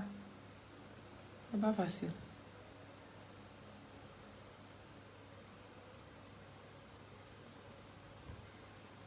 Il faut m'envoyer ça sur WhatsApp de Côte d'Ivoire. Tu m'envoies ça sur WhatsApp de Paris alors que c'est sur le téléphone de Paris que je suis en train de faire le direct.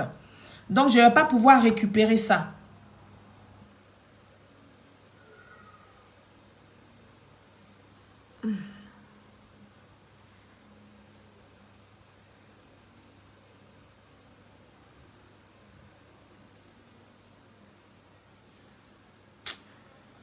Oh, vraiment.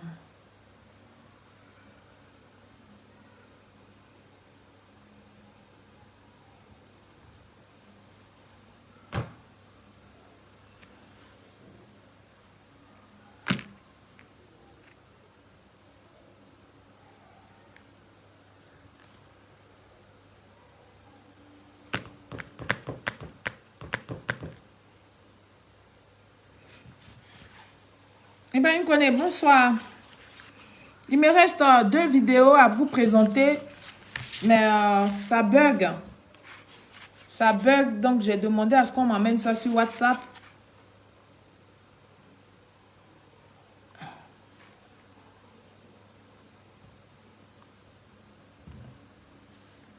Oh, vraiment.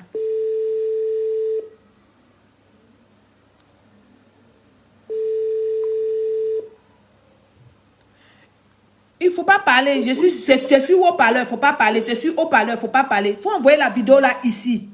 Parce que tu as envoyé ça sur le téléphone de Paris, alors que c'est dessus que je suis en train de faire le direct.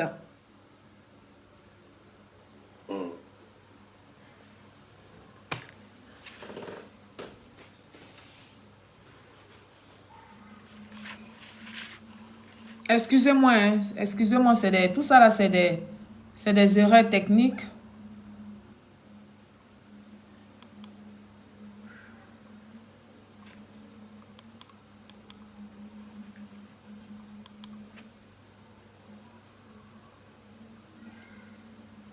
Voilà.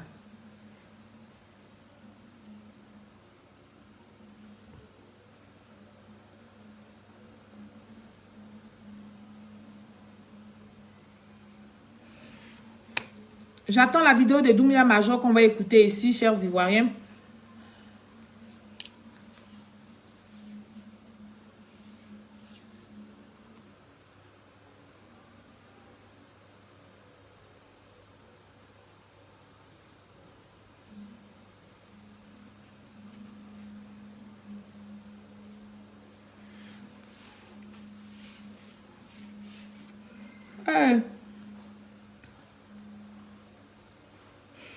Alors, bon, moi, je vais continuer le direct comme ça. Et puis, on va se laisser parce que c'est aussi épuisant. Et donc, M. Bogasako Gervais, la CEDEAO, n'est-ce pas, a eu totalement raison. De brandir la menace contre M. Laurent Gbagbo en disant qu'ils allaient emmener les Comores. Parce que c'est pas tout le monde que M. Laurent Gbagbo va traîner dans la roubladise. C'est pas tout le monde que M. Laurent Gbagbo va tourner dans... Mais tu m'as envoyé où c'est? Oh, vraiment. Tu m'as envoyé ça sur quel numéro? Oui, je t'ai fait coucou là. C'est là-bas qu'il faut envoyer le truc là. C'est pas arrivé ici. Là où je t'ai fait un coucou,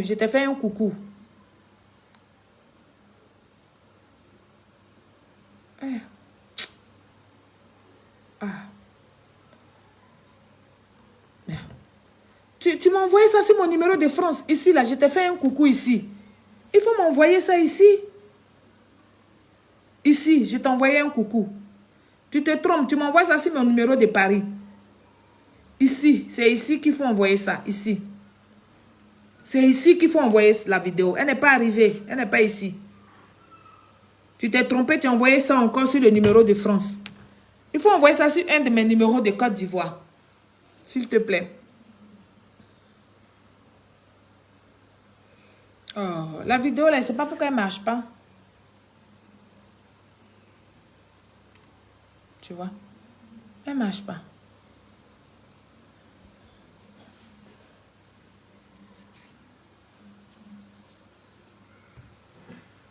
Alors, qu'est-ce que je disais? Ce que M. Bogasako Gervais doit savoir, il doit savoir que la CEDEAO a bien fait, s'est bien comportée en menaçant, brandissant la menace d'envoyer les Comores en Côte d'Ivoire. C'est vrai que les Comores ne partagent pas des gâteaux, des cacahuètes, mais c'était pour dire à M. Laurent Gbagbo que tu as fait appel à des gens, tu ne peux pas... Mais pourquoi il envoie ça encore ici, WhatsApp? Bon, écoute, il faut laisser. Tu envoies ça sur Messenger. On dit d'envoyer sur WhatsApp, tu envoies sur Messenger. Faut laisser. Donc, M. Laurent Gbagbo ne peut pas faire appel à des chefs d'État, à des responsables, à des présidents de certains pays, de venir statuer sur la situation de la crise post-électorale. Et puis, lui, le même, il ne va pas respecter leurs décisions. Tu as envoyé des gens pour venir faire un jugement. Le jugement, là, ils t'ont dit, voici la conclusion. Mais tu n'as qu'à respecter. Mais tu n'as pas respecté ça. Cynthia, bonsoir. Tu n'as pas respecté ça. Oui. Donc, c'était normal que la CEDEAO brandisse la menace de les Comores en Côte d'Ivoire. C'est comme je disais tantôt, M. Laurent Gbagbo ne peut pas demander à des chefs d'État africains de la CEDEAO de créer un panel afin de venir en Côte d'Ivoire et trancher sur le vainqueur de la présidentielle. Et le même M. Laurent Gbagbo se permet de refuser, n'est-ce pas, les résultats donnés par ce panel de chefs d'État-là. M. Bogasako Gervais, est-ce que les chefs d'État de la CEDEAO sont-ils à la disposition de M. Laurent Gbagbo? Je ne pense pas, je crois que non. La Côte d'Ivoire et les Ivoiriens n'ont plus besoin, n'est-ce pas, n'ont plus besoin d'être manipulés pour vos intérêts personnels. Ça, il faut que vous le sachiez. Ça suffit. Monsieur Bogasako, si vous venez sur les plateaux télé, il faut relater les faits, il faut dire les faits. Il faut dire aux Ivoiriens ce qu'est la réalité. C'est de ça qu'il s'agit. Alors, Solange, toi aussi, tu aimes crier sur Ramatoulaye. Tu sais qu'il est fragile. Non, je n'ai pas crié sur Ramatoulaye. J'ai dit à Ramatoulaye d'envoyer la vidéo sur le WhatsApp. Je lui ai fait coucou là-bas. La vidéo n'arrive pas. Elle n'est pas arrivée sur WhatsApp. Il a ramené encore sur Messenger. Alors que si Messenger, là, ça passe pas. C'est ça.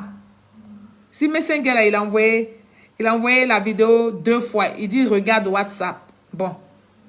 Je regarde WhatsApp Ramatoulaye. Voilà. Je regarde. Là où j'ai fait coucou, ici, là. C'est là qu'il faut envoyer. Mais elle n'est pas là. Elle n'est pas arrivée. Elle n'est pas arrivée. Voilà, c'est maintenant qu'elle arrive, la vidéo. Donc, on va essayer de voir. Elle est en train de se charger. On va essayer de voir si elle est là. On va la présenter aux Ivoiriens. Voilà. Dans notre pays, il faut retenir une chose. C'est ça. Il faut retenir une chose. C'est ça. Et c'est nous qui avons écrit le code électoral de 2000. C'est ça. Dans ce code électoral de 2000, il y a un article qu'on appelle l'article 64.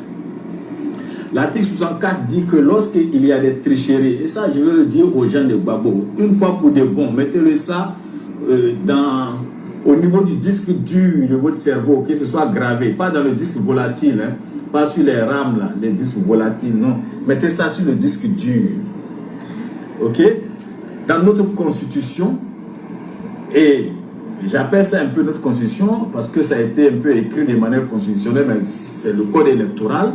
Dans notre code électoral, là, il est dit que lorsqu'il y a des troubles qui peuvent, n'est-ce pas, des irrégularités, qui peuvent entacher la sincérité du scrutin, on reprend toute l'élection. Ils n'ont jamais écrit quelque part. Et ça, Mamadou Coulibaly vous l'a dit, ça vous a fait mal, mais c'est la vérité. Qu'il n'a jamais écrit quelque part que lorsqu'on découvre des tricheries, on annule uniquement ces tricheries-là et puis on déclare l'autre là vainqueur. Ce n'est pas écrit dans nos tests. Ça, il faut avoir le courage de le dire à vos camarades qui sont les Congolais, les Camerounais que vous manipulez au nom du panafricanisme. Il faut avoir le courage de leur dire qu'il n'y a aucun test dans notre constitution, hein, ou dans notre code électoral, pardon, qui dit qu'on peut annuler les élections, une partie des élections dans certaines régions, et puis déclarer son ami vainqueur. Ce que notre constitution, notre code électoral prévoit est simple et clair. Quand il y a des tricheries et que c'est massif, on annule et puis on reprend. C'est simple. Donc quelqu'un qui annule et puis il déclare que lui, son ami est vainqueur, c'est qu'il viole la loi de Côte d'Ivoire. C'est ça. C'est-à-dire c'est même au-dessus de ce que le peuple de Côte d'Ivoire a décidé en ce qui concerne le contentieux électoral dans les cas où il y aurait des fraudes. C'est ça. Que ce soit avéré ou non avéré, quand vous-même vous avez dit qu'on a annulé pour des raisons de fraude, vous ne pouvez pas vous déclarer à partir de ce moment-là victorieux. C'est ça. Donc tout ce que vous racontez, non, c'est Gbagbo qui a gagné, c'est Gbagbo qui a... Tout ça là, c'est des conneries à partir du moment où vous-même vous dites qu'il y a eu des fraudes massives. Voilà. Chers Ivoiriens, peuple de Côte d'Ivoire, vous avez cette version-là. C'est cette vidéo de Doumbouya Major là que je cherchais qui ne marchait pas pour dire simplement à M. Boga Sako qu'ils n'ont jamais été dans la vérité, qu'ils ne seront pas dans la vérité parce qu'ils ont choisi le chemin de la victimisation. Et quand tu choisis le chemin de la victimisation, ton ressenti là, tu penses que c'est ça qui est la vérité. Et c'est ça que le problème des GOR, des groupes, de tous ceux-là, les groupes là, c'est ça qui est leur véritable problème. Et que M. Boga Sako, il n'est pas défenseur des droits de l'homme. C'est un pro-Gbagbo pur et dur, mais actuellement, comme il est un peu fragile, il est un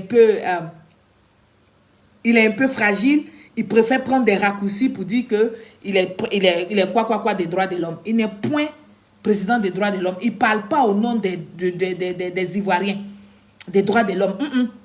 Lui, il a choisi son camp et il vous l'a dit ouvertement, c'est un pro-Gbagbo. Donc, à partir du moment où tu es un pro-Gbagbo, tu ne peux pas dire que tu es lucide. Tu as ta partie que tu défends. Parce qu'on l'a vu, hein, ces droits de l'homme dont il parlait là, n'existaient pas du côté d'Alassane, ça existait que du côté de Laurent Gbagbo. Ce que nous demandons ici au peuple de Côte d'Ivoire, c'est que nous voulons la paix. Nous voulons la paix, mais vraiment la paix et la tranquillité.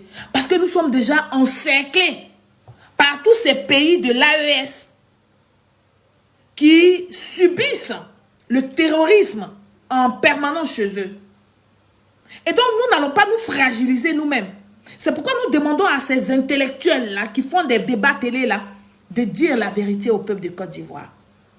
Rien que la vérité pourra nous sauver. C'est vrai, nous avons connu des moments très difficiles. Nous sommes en train de remonter un tout petit peu la pente. C'est tout doucement que nous sommes en train de soigner, guérir nos plaies définitivement. Il ne faut pas qu'ils en rajoutent. Parce que ce beau gars Sako, il avait appelé à voter non à la Constitution parce qu'il était conscient que cette Constitution-là donnait un nouveau mandat au président de la République, mettait tous les compteurs à zéro.